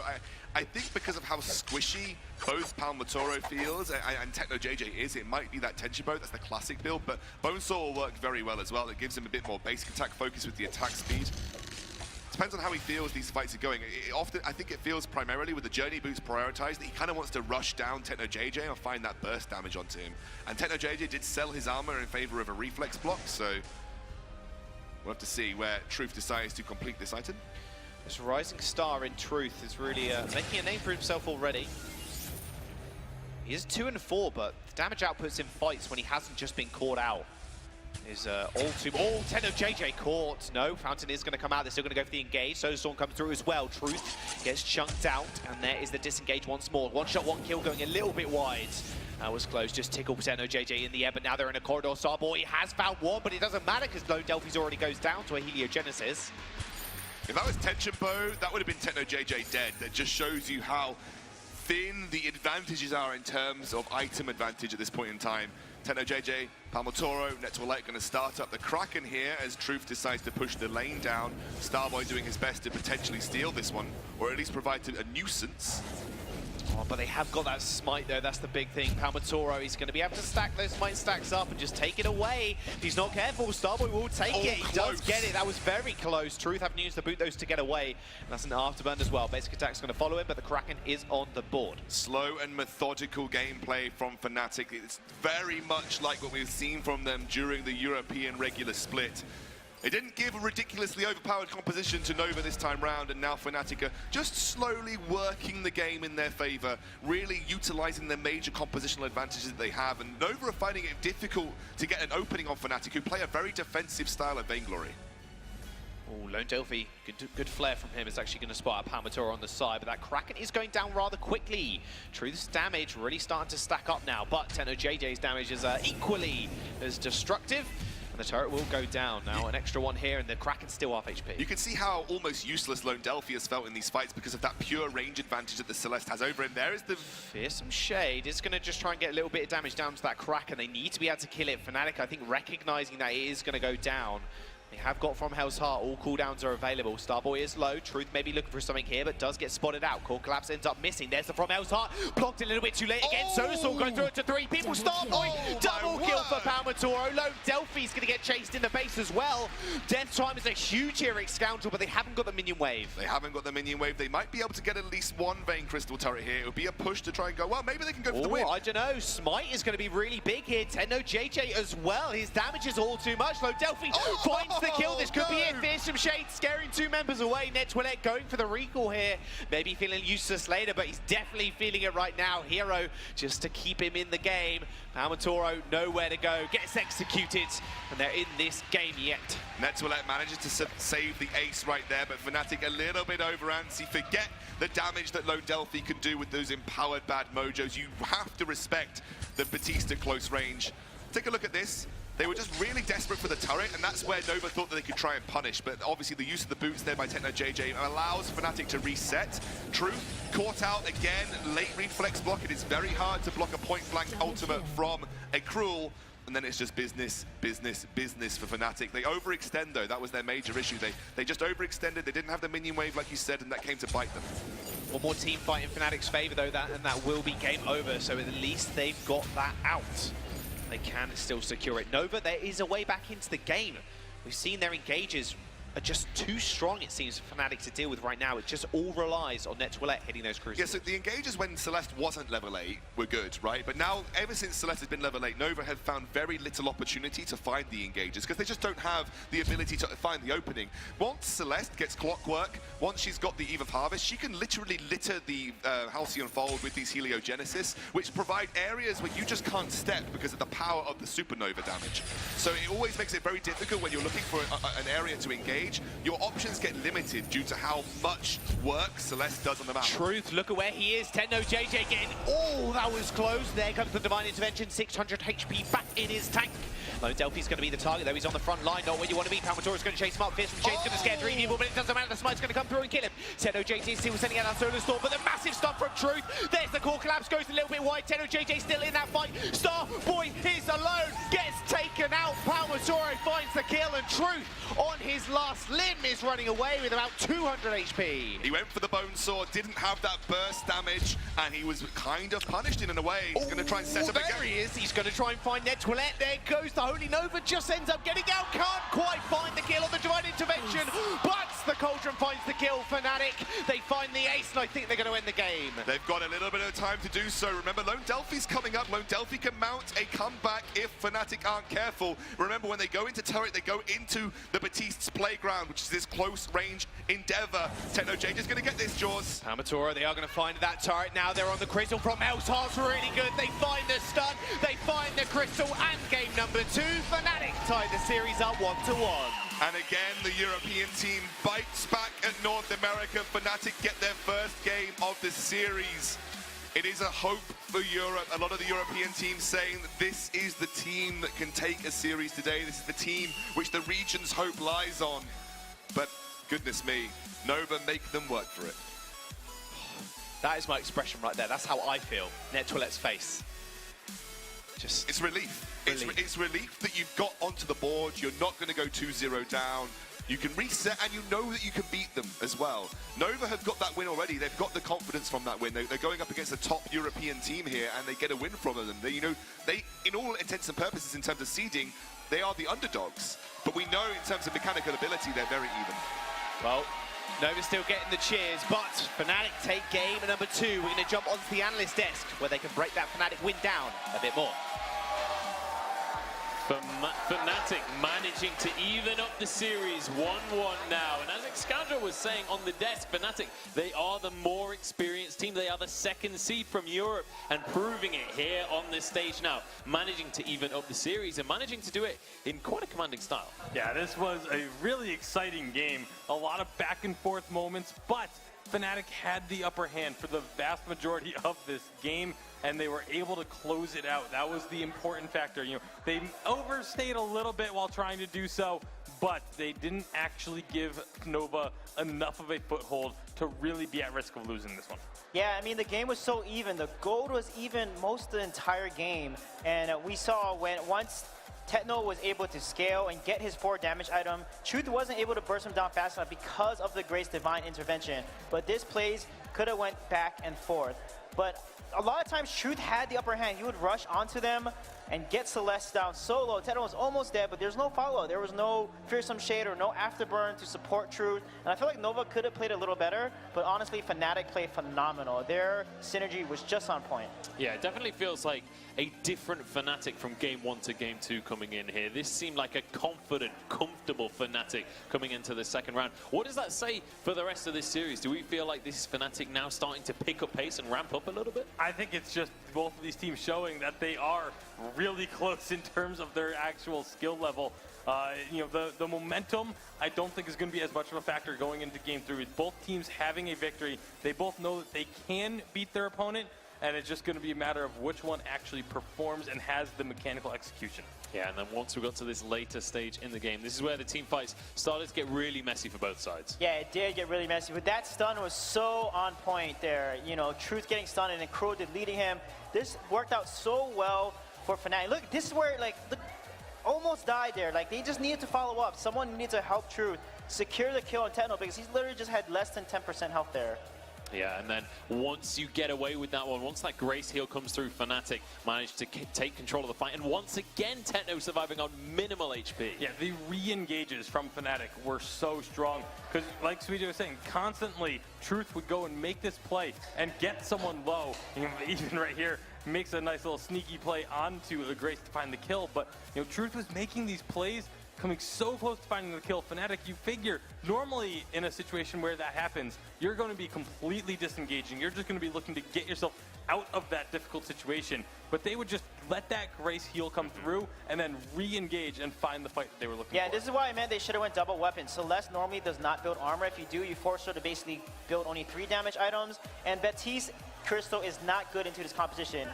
Cruel and Grace will just absorb all that skill direction of AoE damage from the Mojo, and it will not hit Celeste. And you need the double Fearsome Shade to CC a Grace and a Cruel so that you can focus on the Celeste. So I feel like they should have went double weapon here. It would have been a better composition for sure. Yeah, and what a fun fact about that little stun at the end there that holds Starboy away, lets them end the game, was that literally just came off cooldown. As it comes off cooldown, he can throw it and save themselves. And it means that they get the Vein Crystal and even things up. So now we're even in this series, and this is looking to shape up to be one heck of a series between these two teams and between the two regions as well. I feel like we were coming in saying this was going to be even in terms of the seeding, and it's turning out exactly that way. Lyra and Blackfeather, the first 2 bans, and Lance going to be locked in for Fnatic. Interesting to see the first 2 bans here. I mean, it's not exactly the most hotly contested picks with the Blackfeather and the Lyra, but it is leaving open a lot of those contested picks. Ooh. You have Catherine, you have Grace, you have Idris, all still available after the first rotation. Certainly doing. Catherine is going to be locked on in by Nova and banning away the Scarf. That's something we know that Fnatic absolutely loves to play, so not surprised to see that taken away. Such a good ban by Fnatic because Cruel Cath is such a dangerous combination. This leaves up Idris open, so are they going to take the Idris here or take the Glaive and hand over Idris to Fnatic? Because honestly, Glaive looks really, really solid right now, but Idris also looks really good, so you have to decide like what is the better option. But Baptiste is open. Take the Baptiste right now. Like, this is an interesting draft that could work out in Nova's favor. Yeah, the Baptiste could be absolutely huge. Another massive pick in that last game was Celeste, and we have a Lance on the side of Fnatic. Oh, wow. Nova recognizing that combo, taking the Celeste away from them. I wonder if they're just thinking that Fnatic's not going to play the Baptiste, but Fnatic does play Baptiste. That was one of their most played heroes. It was their second most played hero in the regular season. So there is a chance that Fnatic may go for that pick and deny it away from Nova now. Yeah, the only issue is that was mostly net toilet, right? Yeah, but Baptiste wouldn't work in this situation because Catherine is such a good front line. Like, Baptiste would not be able to get on top of Celeste and do damage. And Celeste counters Baptiste. Range counters Baptiste because he can't get close. And we saw that last game. The Crystal Baptiste just did not work into a competition with such a big front line that can absorb his damage. So Glaive is going to be picked up as predicted with Lance. That's such a great combo to be blocked onto Celeste, Gideon wall her into a wall, and then delete her. And I think, Honestly, Vox would look pretty good here, or even Gwen, honestly. Gwen would be awesome into this composition because she can just get out of a stun and dance around the Celeste and the Catherine. So if they want to try a CP Gwen and a weapon Glade, that could work, but they actually go with this Idris here. Yeah, I mean, Idris is also great at jumping on and Yeah, deleting but attacks. Catherine though, that's yeah, very you're dangerous. playing it into the Catherine, and we've been wanting to see teams play the Catherine against the Idris, so they kind of picked it into a rough spot, obviously feeling like they are going to be confident enough to get onto the Celeste with the Idris and be able to find those deletions. But now, what is Nova going to come up with? The fact that they banned away the Black Feather makes me think that they want something else that has a little bit of crowd control. You really don't ban the Black Feather unless you're expecting to run a lot of CC and you're worried about Black Feather being able to ignore that. We'll see what the option is going to be when it comes to this jungler.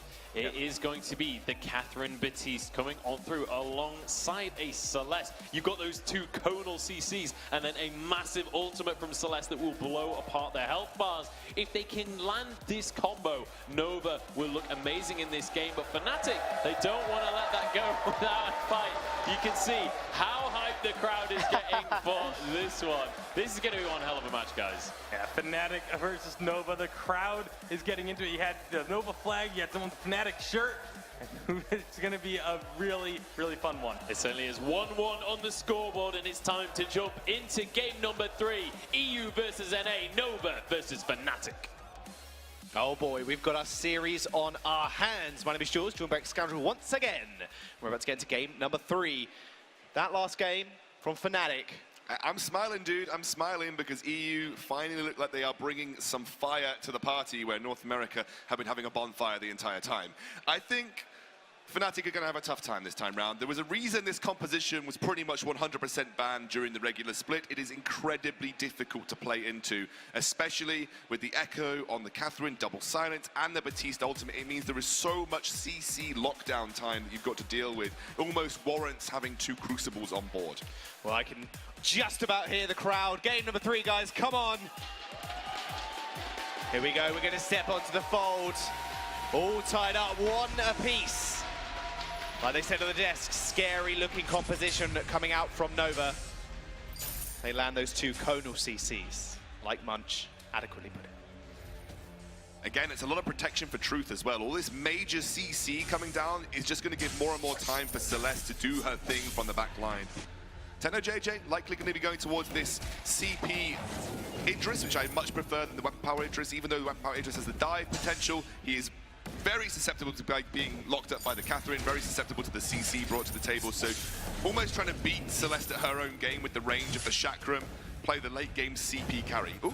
Oh, hang on a second. Yeah, oh, Palmatoro just finding that afterburn onto Truth. Truth going very low, but a beautiful core collapse will stop it up. Doesn't matter though, because Netzuela's there with the kill.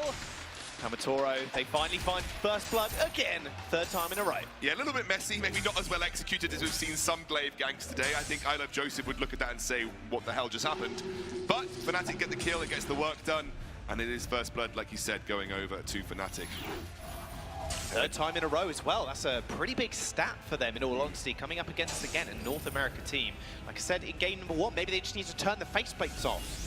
No, nameplates, sorry, not the faceplates. That wouldn't make sense. Turn the nameplates off and just go from there. Just play against like a normal EU team. Just don't be scared of the North American foes. Like we said at the start of this series, it's an incredibly close affair between Nova and Fnatic, more so than you might imagine. This is an incredibly mechanically gifted roster from Nova going up against one of the stalwart members of the European VG8. If you want to get behind your region, both of these teams are adequate teams to support because they're incredibly good at what they do. There's an afterburn onto Starboy, going very low. Impale miss from Netzuela, stopping the advances of True for Starboy all alone. TechnoJJ is going to chase him up, but Palmatoro is going to find the kill. Oh, Netzuela's got to be careful here. He's very low. Yep, he is dead. He's good as gone. There's a nice A from Truth. Truth finds the kill, and Truth, Tenno even is going to get chased up as well. This could just be a double, I think it is. Palmatoro on the wrong side of things as well. Lone Delphi's going to chase him out, but they're going to be more than happy with that exchange. Oh dear, 2 kills going over to Truth on this Celeste. We know how gifted Truth is mechanically. He's been giving a small head start. Palmatoro is not just done here, but Truth picks up the healing Treant, and it's going to allow Palmatoro to be a little bit careful. It Does use the afterburn to get away. Core Collapse did not land. And then Twillet's going to be here, though. Truther is walking in, blind, face checking the brush, takes a whole bunch of damage. And here comes Tenno JJ as well. Truth finds the kill. Last basic attack will finish him off. They trade 1 for 1. Net Toilette not quite finding that impelled. Starboy gives him a little love tap. Tenno JJ confirming that it is indeed going to be the CP Idris, picks up that heavy prison. It's going to start to push down this lane as Starboy guards the brush. A forward guard to Nova squad. Stacking up quite nicely already, 8 stacks at 3 minutes. Something that Starboy does like to do, by the way, maybe sometimes pushes the boundaries a little bit too much in the sake of stacks, but he does like to get them stacks, which is important on Catherine, especially when she gets 2 armor and magic resist per, 2 armor and shielding per stack. It's very, very important. Starboy's going to stack up towards the late game, like you said. It's going to be quite terrifying to actually do any damage to her, and that's where Truth wants to be too, the later stages of the game. Lone Delphi maybe gets an echo in this match again. I mean, it's been kind of a hotly discussed topic. There's Nova, I think, going for an engage here. And Palash onto 3 people. Beautiful Githian wall onto Truth too. Tenno JJ finding a bit of damage, but they are isolated. Truth's going to get just chased down by Net Toilette and cut down as well. Starboy in a lot of trouble. Fnatic being very proactive. Sword Shield comes out. Fountain is going to heal them up. And Nova, they are just going to back off. Fnatic now rotating towards that turret. Good Githian wall by Net Toilette there. Fountain bought on the exit by Starboy, meaning they were able to disengage and it didn't go too much worse for Nova.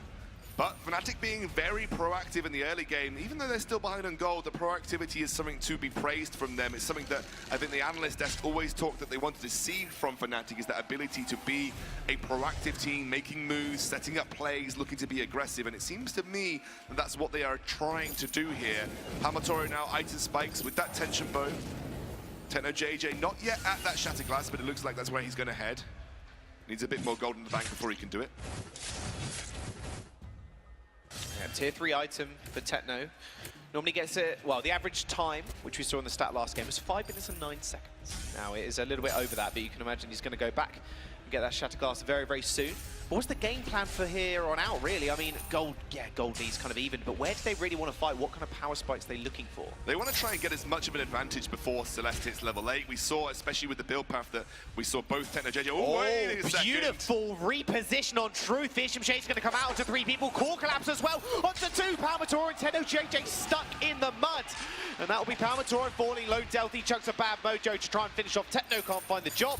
And now Nova, after that beautiful engage, will just punch this turret down. Brilliant disengage from Lone Delphi. The Fearsome Shade was absolutely fantastic, and because Techno JJ has yet to hit his item spike of the divergent paths, his basic attacks don't have that CP scaling. He's not quite as powerful as he needs to be at this stage in the game. Unlocks the Shatter Glass, and now you'll start to see the CP Idris come online, but first turret could be going over to Nova. Oh, yep. Just going to chunk it down. Low Delphi making mean work of it. He's going to go down, though. Actually, maybe not. Inches from falling. Lone Delphi can't quite find the last basic attack. They only require 1 siege from Celeste, so Fnatic may be looking to make the best of this situation and go for the turret themselves. Celeste is making her way back. Truth will be able to clear these waves with those supernovas. And once again, Fnatic will look to reset.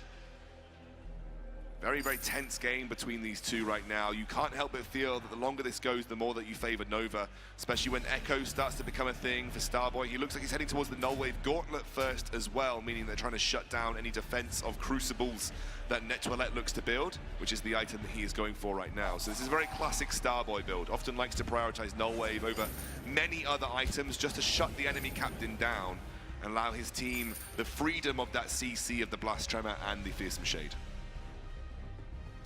Starboy will have the Echo online, I can imagine, as well, after the Null Wave. Triple Silence, oh boy. That's fun to deal with, especially when you've got Lone Delphi as well, using that Fearsome Shade. I mean, what if Fnatic really block in that situation? Do they get double Crucible? Like, what can they do when that does eventually become a situation they have to deal with? Well, you do what Fnatic have done here. This is the best that you can remedy it. It's double reflex block for your carries early on, because it's so important to have this ability. Individually, you have to rely on your own mechanical ability to know when to use reflex blocks. But again, I think this is the only thing that you can do. Double Crucibles have been considered by teams into this, but where do you pick it up? It's going to have to be Palmatoro if it's anybody. Oh, Lance, does get the route onto Truth, but that's a beautiful Fearsome Shade and Core Collapse again. Truth just left completely alone in the back line, dealing a whole chunk of damage, but Palmatoro will end up using those boots to get away. Fountain was popped from Net Toilette as well. Again, I think the core collapse really shut Palmatoro down. He was looking for that knock onto Truth, couldn't find it. Truth was not repositioned, and allowed Nova to reset with that fearsome shade. Fnatic were lucky to get away with the limited losses of a little bit of health that they did. Very, very tense game between these two teams. You can see the amount of respect that they have for each other, but Nova once more with that first turret going down now. They've got the gold lead. They are starting to work toward this mid-game with the advantages that they've had across all 3 games so far. Nova has been the team in the lead at this point in time. 2,000 in the bank at 8.5 minutes. Now Truth is starting to come online. He's got the Eve of Harvest, going for this Frostburn. Going toward the clockwork as well. Big item spike that we know punishes range advantages, which Nova now does have at level 8. It feels like Fnatic are going to be hard-pressed to even touch Truth in these team fights. Techno JJ working towards the alternating current, but how delayed is he compared to Truth in terms of offensive item builds? He is very far behind the curve right now, and Truth, with 3 CP items to his name, is going to absolutely trounce Techno in terms of damage output. Techno really prioritizing a mix of defensive itemization, yet to pick up his alternating current, yet to pick up his broken myth, which is the real power spike for the CP Idris. Nova have all of the cards, and their cards are showing a royal flush right now. Fnatic have got to find some way back into this. Truth, you can see now that 94 CS to 73 of Techno. You can see where these advantages lie in the CS, the turrets now. Not even the kills, 2-0 over Techno. It's not looking good, that rage advantage. Oh, Palmatoro going in though. Another beautiful impale, but again, the core collapse was so good. Sodarstorm onto Palmatoro. Can't quite find the initiation. There's going to be a null wave used as well as the blast tremor to just make sure Netrolak can't do anything more. If you want any way to illustrate just how good Truth is, these core collapses do exactly that. Perfectly placed to shut down Palmatoro, stop him, and they get a turret off the back of it as well. Truth, you blinking god. The rising superstar in North America, and that is Truth, coming up against Fnatic, who are an old players. not old. They're not that old. I'm older than them, but they're not that old, in the scene, compared to Truth, you mean what I mean. It means in terms of Vainglory years, absolutely, yeah. They're not clocking on years, it's all good. I was going to say, I'm not that old, I'm 26. These players are much younger You're not than that me. old? Well, I'd say different. Fnatic, again, you can see they finding it very difficult in these team fights to actually get onto Truth, in part due to how good Truth just is on this Celeste. But he is untouchable through that CC that Nova brings to the table as well. It feels like... immense gold payout collected. When you have a Catherine, it seems like it... Suijay said it almost guarantees a ban of a Baptiste, but they didn't ban the Baptiste, so they gave over a free Catherine Baptiste. And when you pick a Catherine and you have that second rotation ban, often people pick Catherine because it makes the draft more predictable if Baptiste hasn't been banned, but that wasn't the case for Fnatic, and they gifted over what was pretty much 100% pick or ban composition over the course of the regular split, and you can see the destruction that it's wreaking because Fnatic can't find a way in. Oh, trying to make a way in now. Beautiful. Again, a core collapse onto 2 members just stops Fnatic in their tracks. Heliogenesis hits on them as well. Like you said, that 4-item power spike, or 3-item, sorry, power spike from Truth. Really starting to come online. He's got Pierce, he's ready for Broken Myth, he's about to get full. He doesn't even need defenses at this point because he has been untouched throughout this game. You know, Techno JJ's not getting there with the Idris. Palmatoro's getting shut down as soon as he tries to find an engage. He's just going to go right toward the Broken Myth. 4 CP items, no defense in sight, and he'll be untouched anyway. He's having the time of his life right now. Ordain comes out to Palmatoro, taking a lot of damage. That's a big chakra, and Palmatoro's going to go in, reposition Truth again, but he's repositioned the other way. Core collapse is going to get blocked. Palmatoro still getting chased away. Caught in no man's land, ends up falling. Another kill on the board for Truth now. They're going to take the Crystal Sentry here. Palmatoro split himself up from the Fnatic roster and was punished for doing so. And Nova, again, grind the game towards their favor. 4,000, nearly 5,000 gold over Fnatic in their back pockets. Kraken's nowhere. It's 2.5 minutes to Kraken. This game feels like it's much, much later than it is. You look at the item builds. Truth now almost finished that Broken Myth and gets a reflex block. This guy is going to absolutely crush if he hits those Heliogenesis. Fnatic, they need items online. I mean, now TechnoJJ has got his alternating curry. He's got the Shatterglass from before, but look, you mentioned... He's two CP items behind Truth at this point. Two whole items, and as a CP Idris, you need to be keeping stock and keeping level with your opposition, because CP Idris is a late-game focused carry. Truth is at late game at 13 minutes. He has brought the late game to him. And you can see the kind of damage it's doing to the Fnatic roster. It feels like a drafting error sometimes, you know, like, but you don't give away Batiste Catherine. Palmatoro finds Truth once again, but Core Collapse is going to get blocked this time. There comes the Blast Drum. JJ already out of this fight. Soulstorm goes wide, and Fnatic will heal themselves up using that fountain, but the no wave, they're just all the time. They just cannot use abilities. Echo's still available from Starboy as well. Yeah. Like, it's not looking good. They're looking for a flank here, but Palmatoro gets shut down. The Ordained comes through. He just can't do anything. Afterburns away, just gets stunned on the exit, and now Truth chunking and making mean work of these turrets. Fnatic, they need to find it in, they need to find it now. Otherwise, Nova, they're just going to walk and end the game, it seems. Another free turret because Fnatic can't respond to the range siege of Nova. And with the gold miners stacking up, you can see where Nova are heading. The Kraken will be on their cards as well as they extend that gold lead to 6,000. We're not even at 15 minutes. I know. It's 6,000 in the lead for Nova. That's how this was a 4-item CP Celeste at 12 minutes into the game. Like I said, Nova have brought the late game to them. They don't want to wait. They're already there.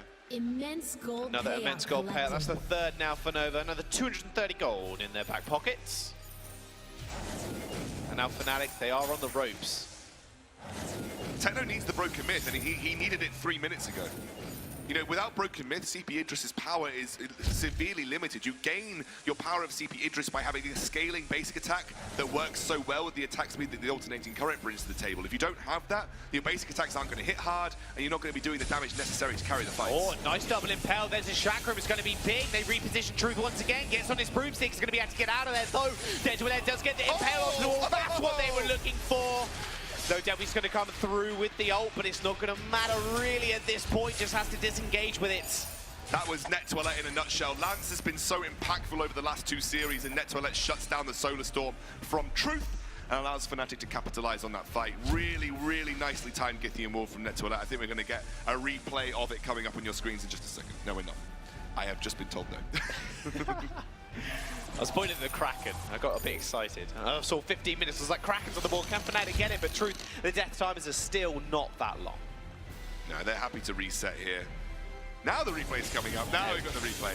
So let's have a look at this here. Again, they find a good jump onto Truth, but check out Net Toilette.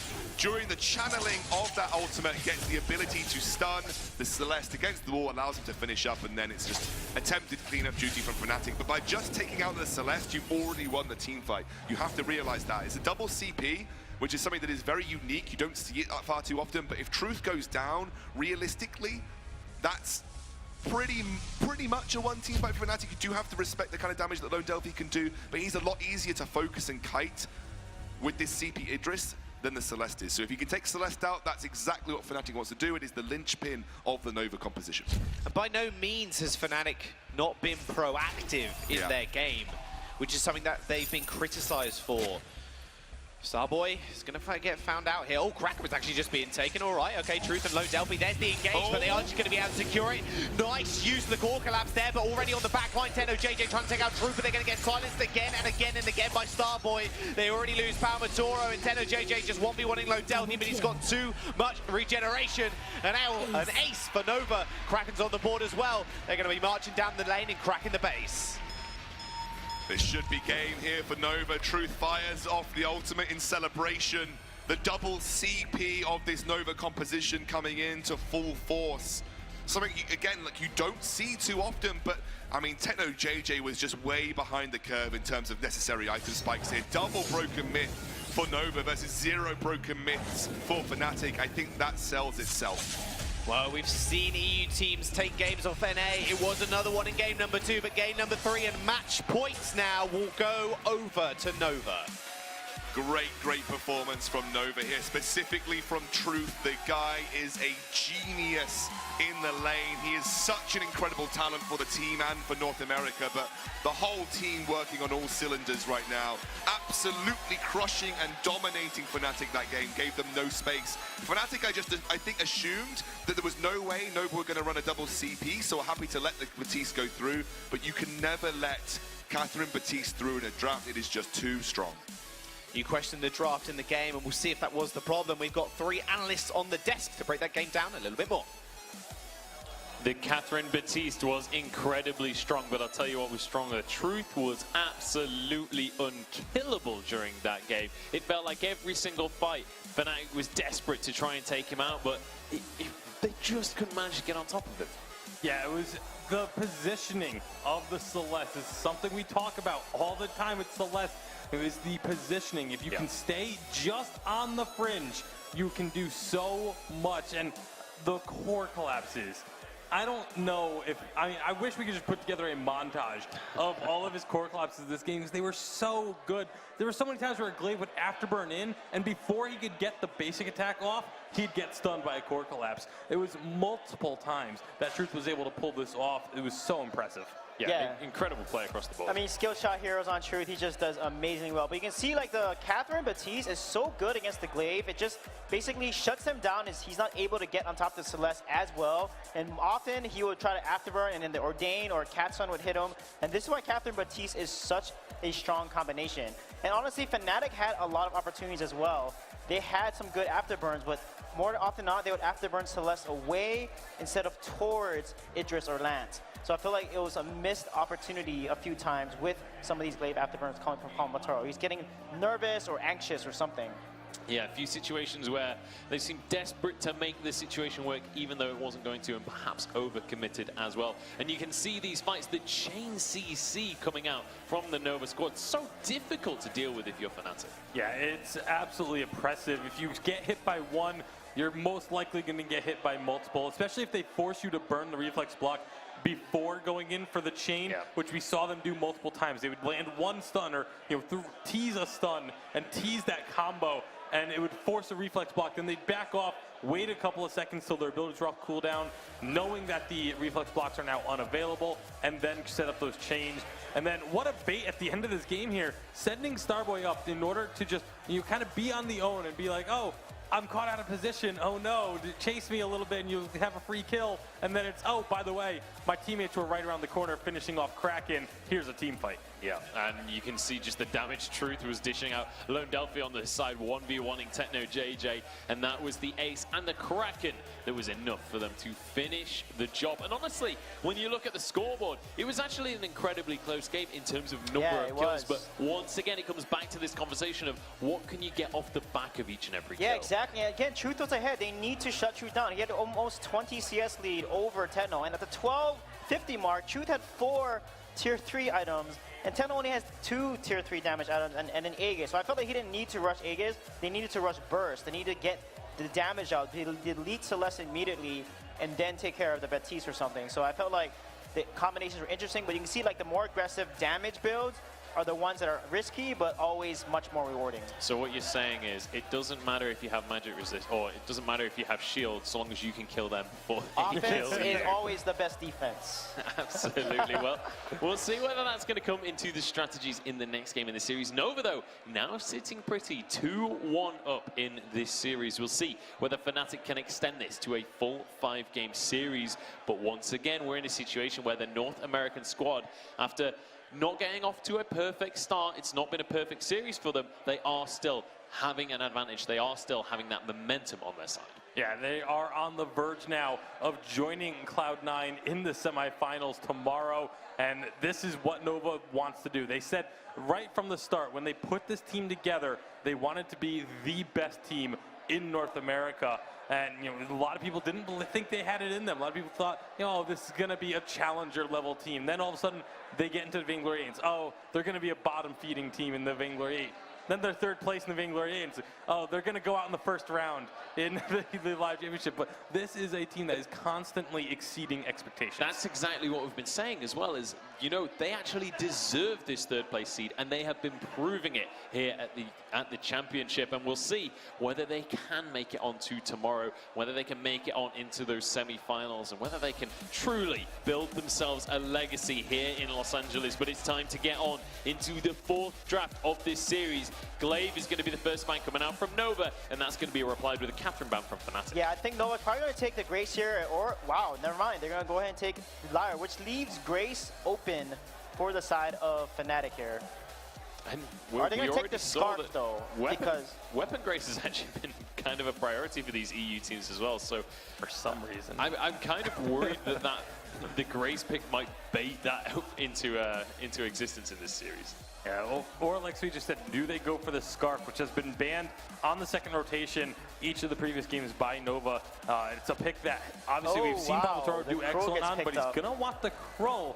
Interesting into the Lyra, as obviously the Bright Bulwark, the slows, a lot of different ways to prevent Krull from being able to get onto his targets. Yeah, so they should ban either Petal, Samu, or Sky here, anyone they want to do it, because honestly Nova can run with the Petal. Like I said, they're going to take away that Kestrel, which is actually pretty smart, so I guess they want or are confident playing into a Petal or Sky. If it is a Weapon Kestrel is very strong against a Krull. When he uses the Dead Man's Rush, before the second attack can go off, a Weapon Kestrel can actually pop into active camo once the first attack from the Dead Man's Rush connects. Before the basic attacks happen, you go into active camo, landed an easy stun, so it actually makes a lot of sense to take the Weapon Kestrel away from Truth. It certainly does. Now we'll see where Nova choose to go with this one. Celeste is going to be taken off the board. Honestly, with how influential Celeste has been, not only in this series, but across the course of this tournament so far, it's not a surprising ban, but there's the scarf that we were talking about. But now, is this going to be Nova looking to take advantage of the Scarf? Obviously, we know how strong Scarf is once you get to the mid to late game. If you can prevent turrets from being taken early, you can have this Scarf with a massive impact. But Nova has been able to take turrets early against Fnatic. They've been able to push the issue in the lane. And against a Scarf who's likely to be a lane Scarf with the Krull already picked, this is going to be a situation where if they can bully the Scarf a little bit early on, start taking those turrets, they can prevent him from hitting his power spikes. Okay, so in terms of the draft, Scarf is actually really good against Petal too. So now Nova can't really play Petal into that to counter the Krull, because Scarf just eats Petal alive, especially in the mid to late game. We have a North American team locking in a Grace alongside a Lyra here. This could well be the North American Weapon Grace coming out. It's probably going to be a Weapon Grace for sure, I believe. And now they need to round it out with like maybe a Vox against the Krull, because if they pick Ringo or anything else, Krull is just so good into those type of carries. So I feel like, if anything, they can even do an Idris if they want, like a CP Idris, and be able to kite the Krull and use Grace to counter it, but actually do a Black Feather instead. This is going to be really interesting. If they're going to go with the Weapon Grace, obviously everyone knows I'm not a big fan of it. I would love actually to see maybe a Crystal Power Grace, just a little bit of Crystal Power, not a ton. Keep it mostly tanky. Play it like you would, similar to a Captain Grace. Maybe get a Shatter Glass, maybe an Aftershock in there, but focus on just being tanky and trying to survive against the Scarf. I think that's what they're going to be looking to do here, but I'm not crazy about this. I don't think they have enough early game strength to be able to shut down a Scarf. Honestly, I think the biggest reason that you have to lock in the Grace here is just to deny it from Fnatic, because if they get Grace Krull for the early game pressure, Scarf to clear the wave, and then you get to late game, you're never going to kill that Scarf with a Grace alongside it. So I feel like this is more Fnatic pushing Nova into a corner as opposed to Nova building a strategy around. Yeah, and I think Fnatic here can either do a Baptiste Captain or Finn. I mean, Finn will be so good into the composition because Grace and a Black Feather are both melee. It's a CP Black Feather, so he's gonna wanna. It's a Fortress instead. The Fortress is almost entirely for the Mortal Wounds. Yeah, that's almost exclusively the reason why they picked up the Fortress here, was just to be able to provide the Mortal Wounds. Assuming Krull is also going to be getting a Poison Shiv, if they can deny some of this healing, that's going to be the way that Fnatic can just exemplify and make this composition even more effective. Yeah, once again, something else to contend against early pressure. Make sure that they can't not fall too far behind. Right now, Nova Esports are 2-1 up in this series. They are 1 game away from getting a second North American team into our semi-finals tomorrow. But Fnatic, they are not going to be going down without a fight. They have that Scarf pick that they're known so well for. They've got a Crawl on their side as well. We'll see if this is going to go to the full 5-game series. Our players are getting ready on stage. Our casters are ready as well. So let's pass this upstairs and get on into game number 4. Thank you very much, guys. Jordan Scoundrel back at it once again. Game number 4. Game number 4. Match point for Nova. Fnatic, they need to come back, but I've spotted one thing in that draft, and it's Palmatoro, and he's on his Scarf. Well, let's not get ahead of ourselves, because I feel like it's actually going to be Palmatoro on the Cruel, and we're going to see Techno JJ take the Scarf into lane. Now, I'm not totally sure. Obviously, I don't see too many Cruel lanes. I would be surprised if it was a Cruel lane, but we've seen an interesting shift from Fnatic, and I think that's something I really want to highlight. During the regular season, Palmatoro was the guy playing the Scarf. Palmatoro was the guy playing these later game carries. He was being the solo carry from the jungle. Now it's Techno JJ. They've given the mantle of late game carry to Techno JJ here as we head onto the Halcyon Fold. Here we go, the crowd's all ready, we're ready, Nova on match point, they're ready, and Fnatic, they need to find the next 2 games to secure themselves the place tomorrow. Palmatoro is indeed on that Cruel. Net Toilette will be on the Fortress. It's interesting, Starboy. It's going to be Truth on what is going to be a Crystal Lyra. So we're going to see an alternating current as a first item for him. Something that we saw Best Chuck NA play a bit of quite a long time ago. I'm talking months, you know, up to a year ago here, as Net Toilette looking to pressure Starboy on the early game.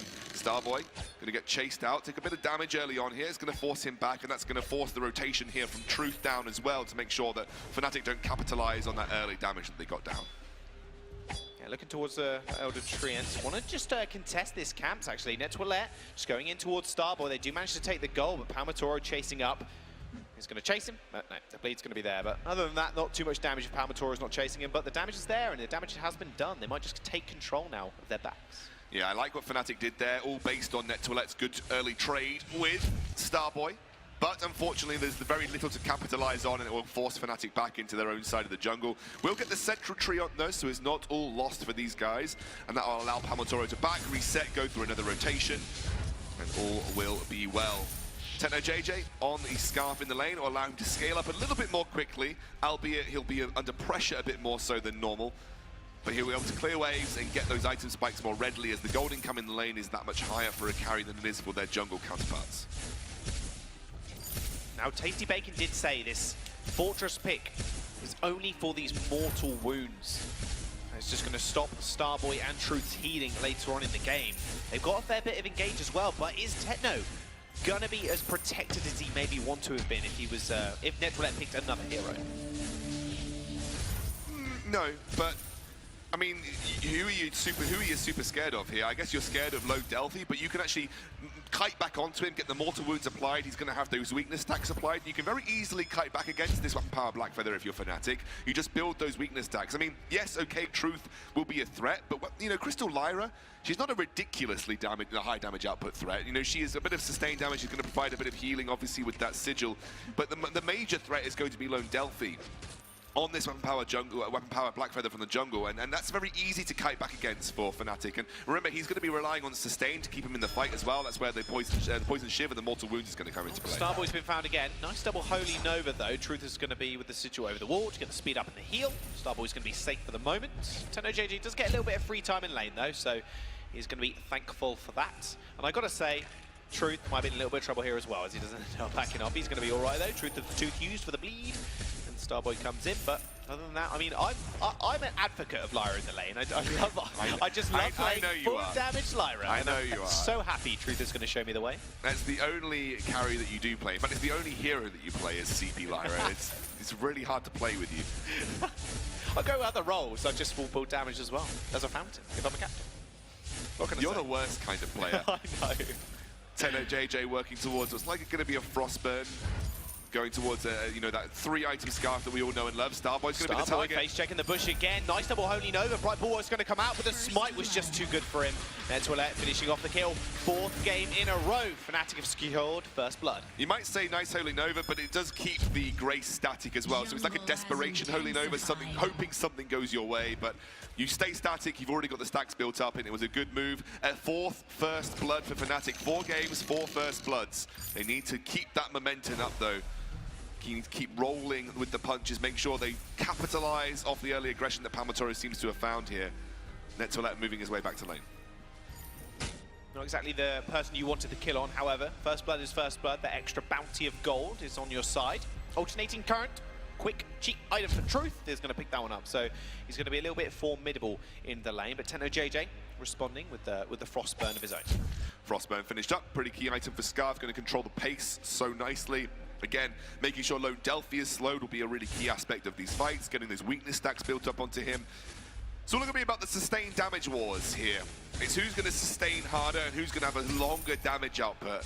And I think, you know, that's going to be testament between TechnoJJ and how easily they can keep Lone Delphi, because there's a lot of ways to keep Lone Delphi healthy and in the fight, but he needs to make sure that his Rose offensives are timed really well. If he blows both Rose offensives and TechnoJJ is able to kite backwards with the help of the Fnatic squad slowing down and providing those weakness stacks on Lone Delphi, then Fnatic are able to reset easily. But if those Rose offensives are used effectively and allow him to get on top and keep on top of TechnoJJ, Nova have got a good way of winning these fights. Well, Palmatoro did ding level 6, so he has got from Hell's Heart. Perfectly timed as he entered the top brush. He's going to get flared out, though, in the mustache brush. Now, Lone Delphi did hit level 6 off that camp as well, but not nearly as impactful as a big old stun is. TechnoJJ, when he does get his Dragon's Breath online, like you said, it is going to be the sustained war of damage. But with Palmatoro picking up that tension bow, it's going to be a lot of upfront burst, especially in these early stages of the game. We're going on 6 minutes in now. It's been a bit more of a slow one. Both of these teams just happy, just take it at their paces. Nova, no, they do let this game slide. Both them and Fnatic will be on match point. What's even more difficult for Europe is they've got this team of Fnatic. This is probably one of the most even matchups that you're going to see today. The SK is obviously one of the hopes of Europe as well, but if Fnatic lose here, suddenly Europe could be staring down the barrel of a complete sweep by North America, and Dragonborn won't be giving any ice away at all. So, I mean, everybody wants ice right now. What do you say, 30,000 or something? 30,000 That's ice. a lot of ice. That's a big giveaway if Dragonborn, if one European team actually takes a series. Dragonborn will be giving away a nice chunk of ice to those of you invested. Do it for the ice, Europe. Do it for the ice. If that ain't going to motivate you, I don't know what will. Not the trophy or anything, just the whole lot of ice. Now, Lone Delphi has picked up that Sorrow Blade now, and now Palmatoro. We've seen him done this time and time again. He's going to come in, he's going to find Truth. A passageway instantly used. Just knows Palmatoro with a point blank from Hell's Heart catches him. He's more than likely going to fall down. Truth here. You don't get a huge scaling on the CP on your heels anymore. You used to get a more significant scaling, but there were changes to Lyra made it so that she was given a better scaling with health, making her more viable as captain. There's the engage. Blocked. Great block from Truth. Backs things off for Fnatic. Truth really seems to have worked into the use of that reflex block instantaneously. Mechanics and reflexes now on point as we're into the middle part of this series. Yeah, only has to block one form of CC rather than the multiple forms. However, TechnoJJ is going to get jumped on again. Lone Delphi doing a lot of damage. He's chasing him underneath the turret. Won't quite find the kill, however. One of those potions and using those boots to get away. I believe actually Netwillet using the fountain, not a potion at all. Lone Delphi actually are standing on that goop. But the sustain is just so high that Starboy is never going to be threatened unless in dire situations to use that fountain. When he hits level 6, it'll be even harder for Fnatic to take down a member of the Nova squad. And it's going to be all about getting TechnoJJ to that late game. TechnoJJ actually working towards what's going to be an Eve of Harvest next. I really think the Broken Myth needs to be necessary. Oh, he's just dead. Dead with the CP Lyra burst coming out from that sigil. There is great damage scaling on the sigil as well, so you always have to be careful of how impactful that is. Now, Netwillet, little bit. Oh, he's going to get away, but TechnoJJ picks up the Eve of Harvest and now looks like he's working towards what's going to be is he going the Celeste build on the Scarf? Just spam those Spitfires, the Clockwork coming out, and then eventually going into the Broken Myth?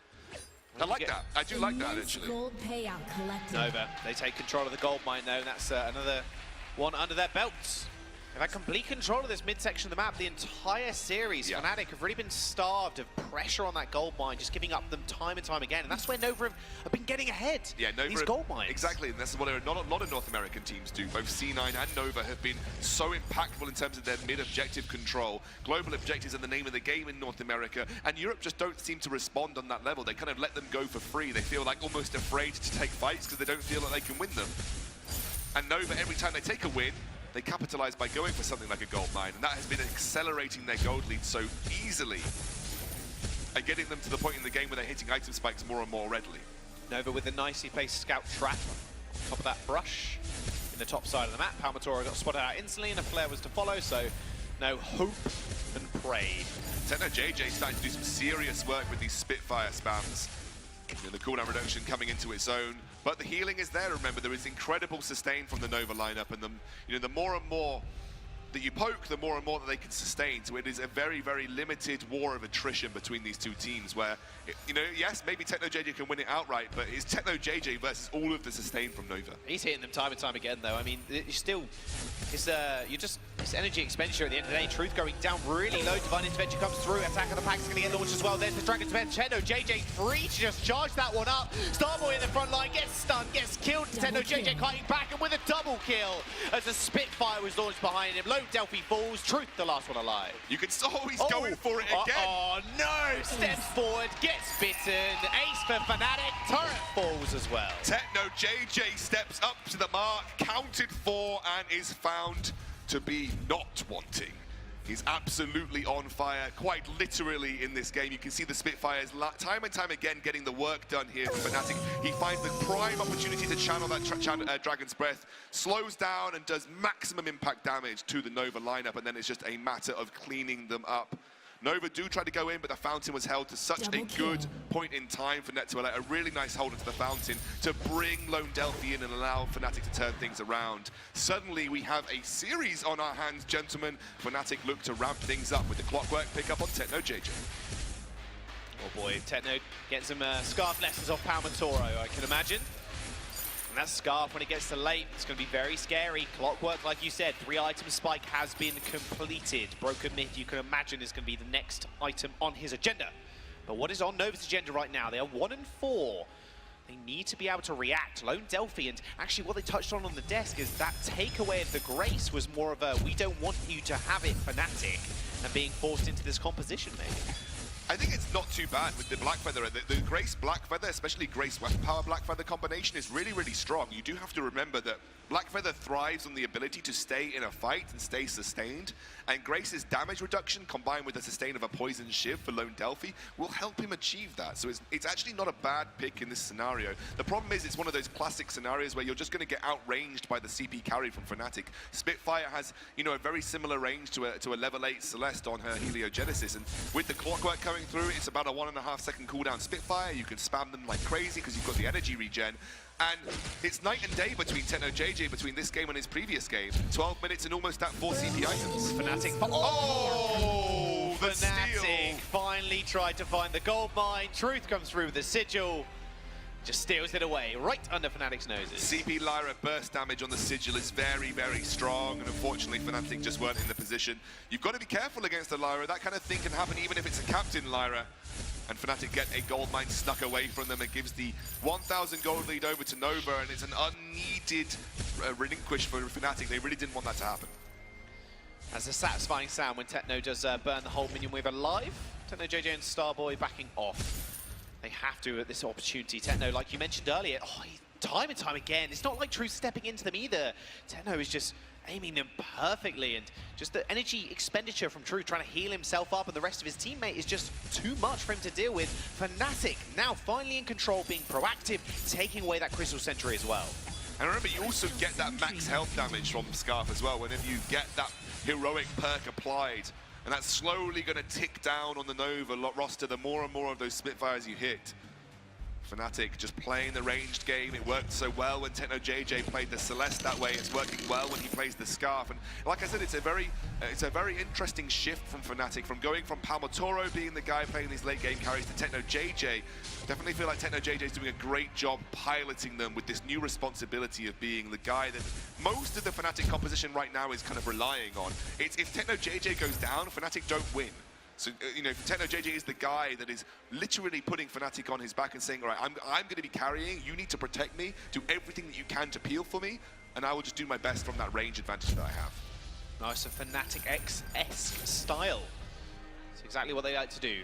Put one person up on that pedestal and everybody else carries them to the finish line. No, that's not how it works.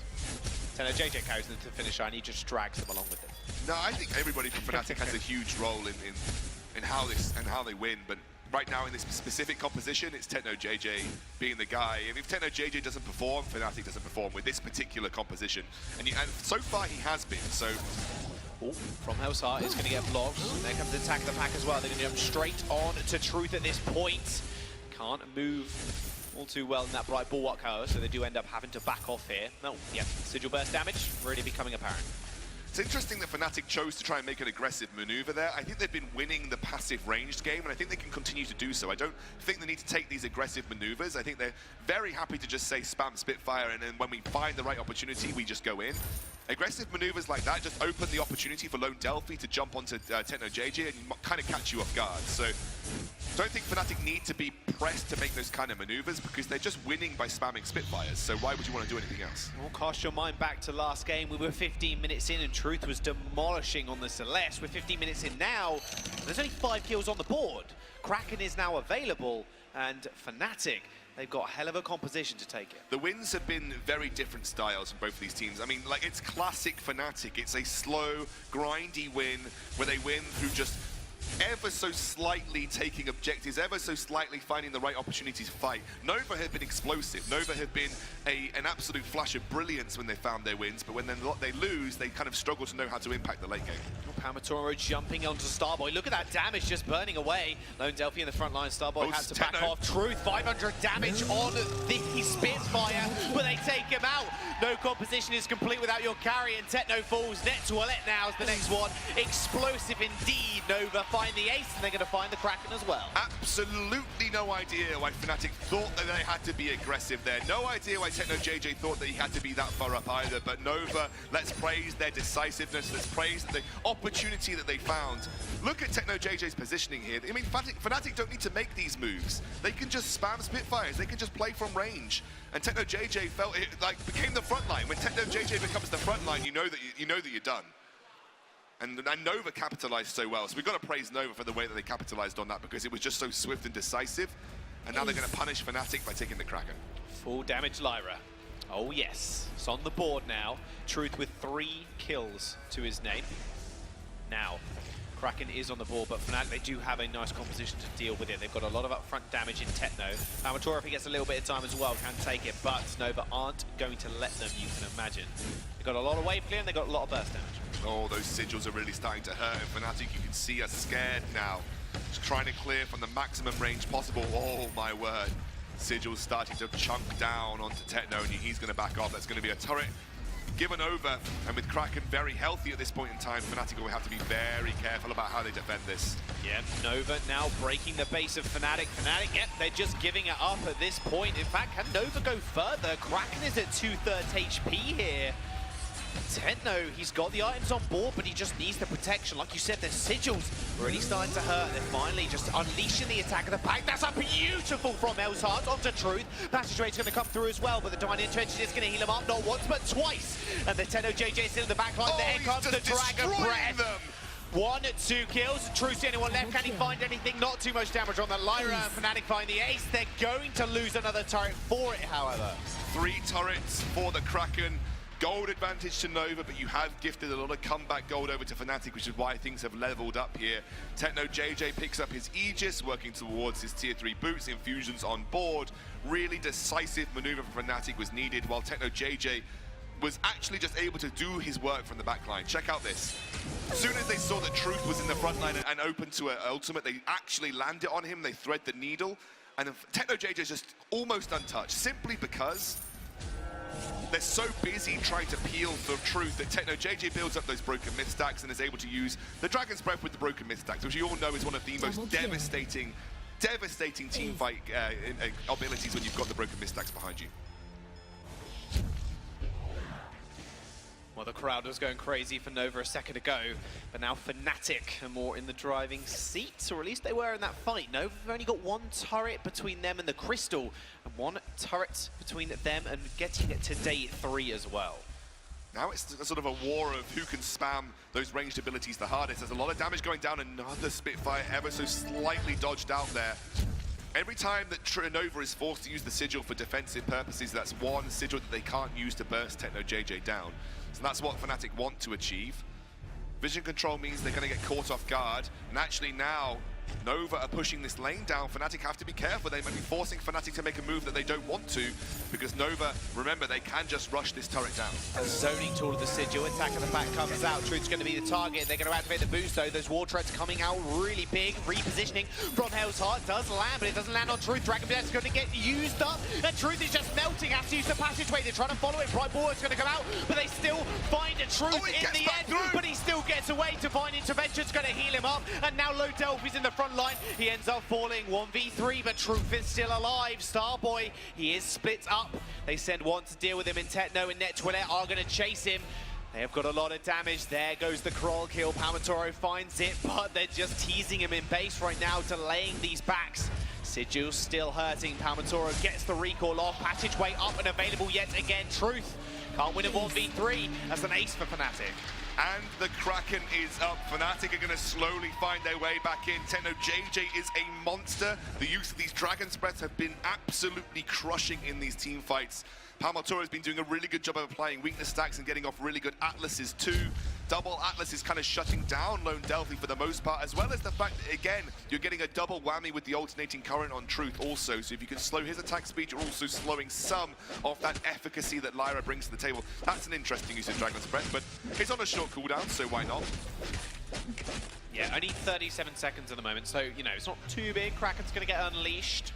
Just wanted to be able to secure it, made sure Lone Delphi could not take that objective, and that's something that Nova's been very good at doing, securing those neutral objectives. We've only seen Fnatic try and unfortunately fail to go for one of those gold mines earlier on in the game. And now this is Fnatic, the 20-minute game in. The long slug is now nearing a point of end with Nova. They're still in this game, one turret remaining, but they find the kill on Truth again. You've got to imagine Fnatic is just going to bring this one home. But remember, one wrong move at this point spells disaster. This is one of the fallacies with Fnatic's playstyle, is it all relies on having a clean, consistent team fight, and we know that these North American teams with their mechanical prowess can be absolutely devastating if they win some of these late game team fights. So Fnatic have to be very careful about how they approach this. Techno JJ already taking a huge amount of damage, and Nova are going to be able to just clear this Kraken out. Yeah, turret is going to fall. So that's 2 turrets for the Kraken, not too shabby at all. And now the next team fight is going to decide it. Oh, we are at that point in the game. We are 22 minutes in. These death timers are way too long, and they've got way too much damage on either side for the turrets to be any more than just tiny ants on the map. Now, what do Nova do in this situation against Fnatic? They need to be able to find this kill on Techno JJ, yes, but the issue is they're letting Techno JJ charge up these Dragon's Breaths time and time again. Well, he's getting the Spitfires off, which do have that extended range. The more and more broken mid stacks he can build before the fight starts, the better and better it is for Fnatic. Lone Delphi now picks up a heavy steal, so he's working towards it being a bit more threatening in his own right, whereas Palmatoro has kind of been stuck here with just that 2-item spike for himself. They're going to try and catch Starboy out. Starboy, the gloop is going to hit. War Tread's actually popped. That's a pretty big cooldown for him, about a minute. It's big at this time of the game, at least. Fnatic could pounce on that one. That's what's saving them to start off these fights, at least when Fnatic are going for these flanks. Damage coming down from these sigils is something that you do have to respect at this point, even if you are Palmatoro and NetToilette. It's a really tough area. Oh, where's Palmatoro gone? Oh, Palmatoro's going 1v3. That's where he's going. Attack of the back's going to come out. He's always going really, really low. Fountain comes through. Tenno, JJ still burning alive, though. Truth on the back line, just going to heal, but Divine Intervention's going to come through and just heal up low Delphi. Beautiful Holy Nova. Stop 3 members, and Truth finds 1 kill. Tenno, JJ needs to find this. Truth goes down, but so does the Dragon. Starboy burning alive, and Ned Toilette in a 2v1. Low Delphi is going to be able to find that kill in the end. They find the ace. 50-second death time is for Fnatic. Nova, they're just going to end. I'm speechless. I'm absolutely speechless. That was just complete discordance from Fnatic. Palmatoro in no man's land by himself, but let's praise Nova. They have absolutely deserved this series. Starboy, Low Delphi and Truth, take a bow because you have made it to the semi-finals tomorrow. Oh boy, day 3 awaits you, gentlemen. Nova take the series 3-1, and North America still unbeaten in their rivalry versus EU. The pressure is now on for European teams, but the North Americans showing that they are still the kings of the Vainglory scene. Nova, absolute rising stars, a team that could really go the whole distance if they play their absolute A game. And Fnatic, yet another live championship where they're going to have to assess and rebuild. The assess they will have to do. Now, one thing that you got to say, Fnatic put up a heck of a fight, and it seems every single live championships, EU teams are getting better and better at combating these NA teams. But it just feels bad that we're not getting the series wins yet, but we will. You know, we're getting games, we're getting improvements. There was real glimmering moments in there for Fnatic. You can't help but feel disappointed, but you got to praise Nova. They had an incredible series. An incredible series. We'll see how they do in day number 3, but we're going to jump over to 3 beautiful men on the desk, and they'll break down that series a little bit more. Massive congratulations to Nova. They are going to move on into day number 3. They've secured their spot in their semi-final, and they take down Fnatic 3-1 in the end. Obviously, as a member of EU myself, it hurts right here, but I'm incredibly happy for Nova. If there's an American team that has a story to tell right here, it is Nova. They came in exceeding all expectations, and once again they do that. They were the lowest seed coming in, and they still managed to make it through to semis. Yeah, really putting on a performance here, even using a Crystal Power lane Lyra from Truth. This is something we have not seen in such a long time. It hasn't been popular since Worlds was the last time that we saw this being picked by more than just a one-off kind of situation. So really impressive stuff. I had my doubts when I saw them going with the lane Lyra. I didn't think they would have enough damage to take down a Krull and it didn't seem like they were going to be able to output enough damage during these fights. Yeah, I mean, Lyra actually does a lot of damage. Once she gets a lot of crystal scaling with the 4 items and clockwork amplifying that crystal damage, each base attack does 40% to additional 60% crystal power damage on top of that with the alternating current proccing. And on top of that, the sigil does over 300 damage detonate and 200 plus damage a second. So it can late game carry really hard if he has the right build. This is the thing. It's one of those things that's deceptively good. Yes, it's not meta. Yes, there are usually in the meta a different way to play Lyra, right? But when you do pull it out, if you can pull it off, and Truth showed that he absolutely could, it's actually a pick that can deal the damage, and you can be a significant threat. And we saw later on in the game, Truth was absolutely the focus for Fnatic, and that was the only way they would stay in the game. Yeah, a couple of missteps from Fnatic. Like right here, Tenno JJ being a little bit too far forward. It started off looking nice for them, but once they started to move away from the engagement, Tenno JJ just didn't seem to get the memo, got kind of caught out a bit, and it was just Nova's ability to capitalize on those mistakes is so impressive. Their decisiveness, the moment they see someone out of position, the moment they see an opportunity for themselves, they jump on it as a team and capitalize. I mean, talk me through some of these later game fights, Vijay, because a lot of them felt incredibly messy, and they ended in very climactic ways often.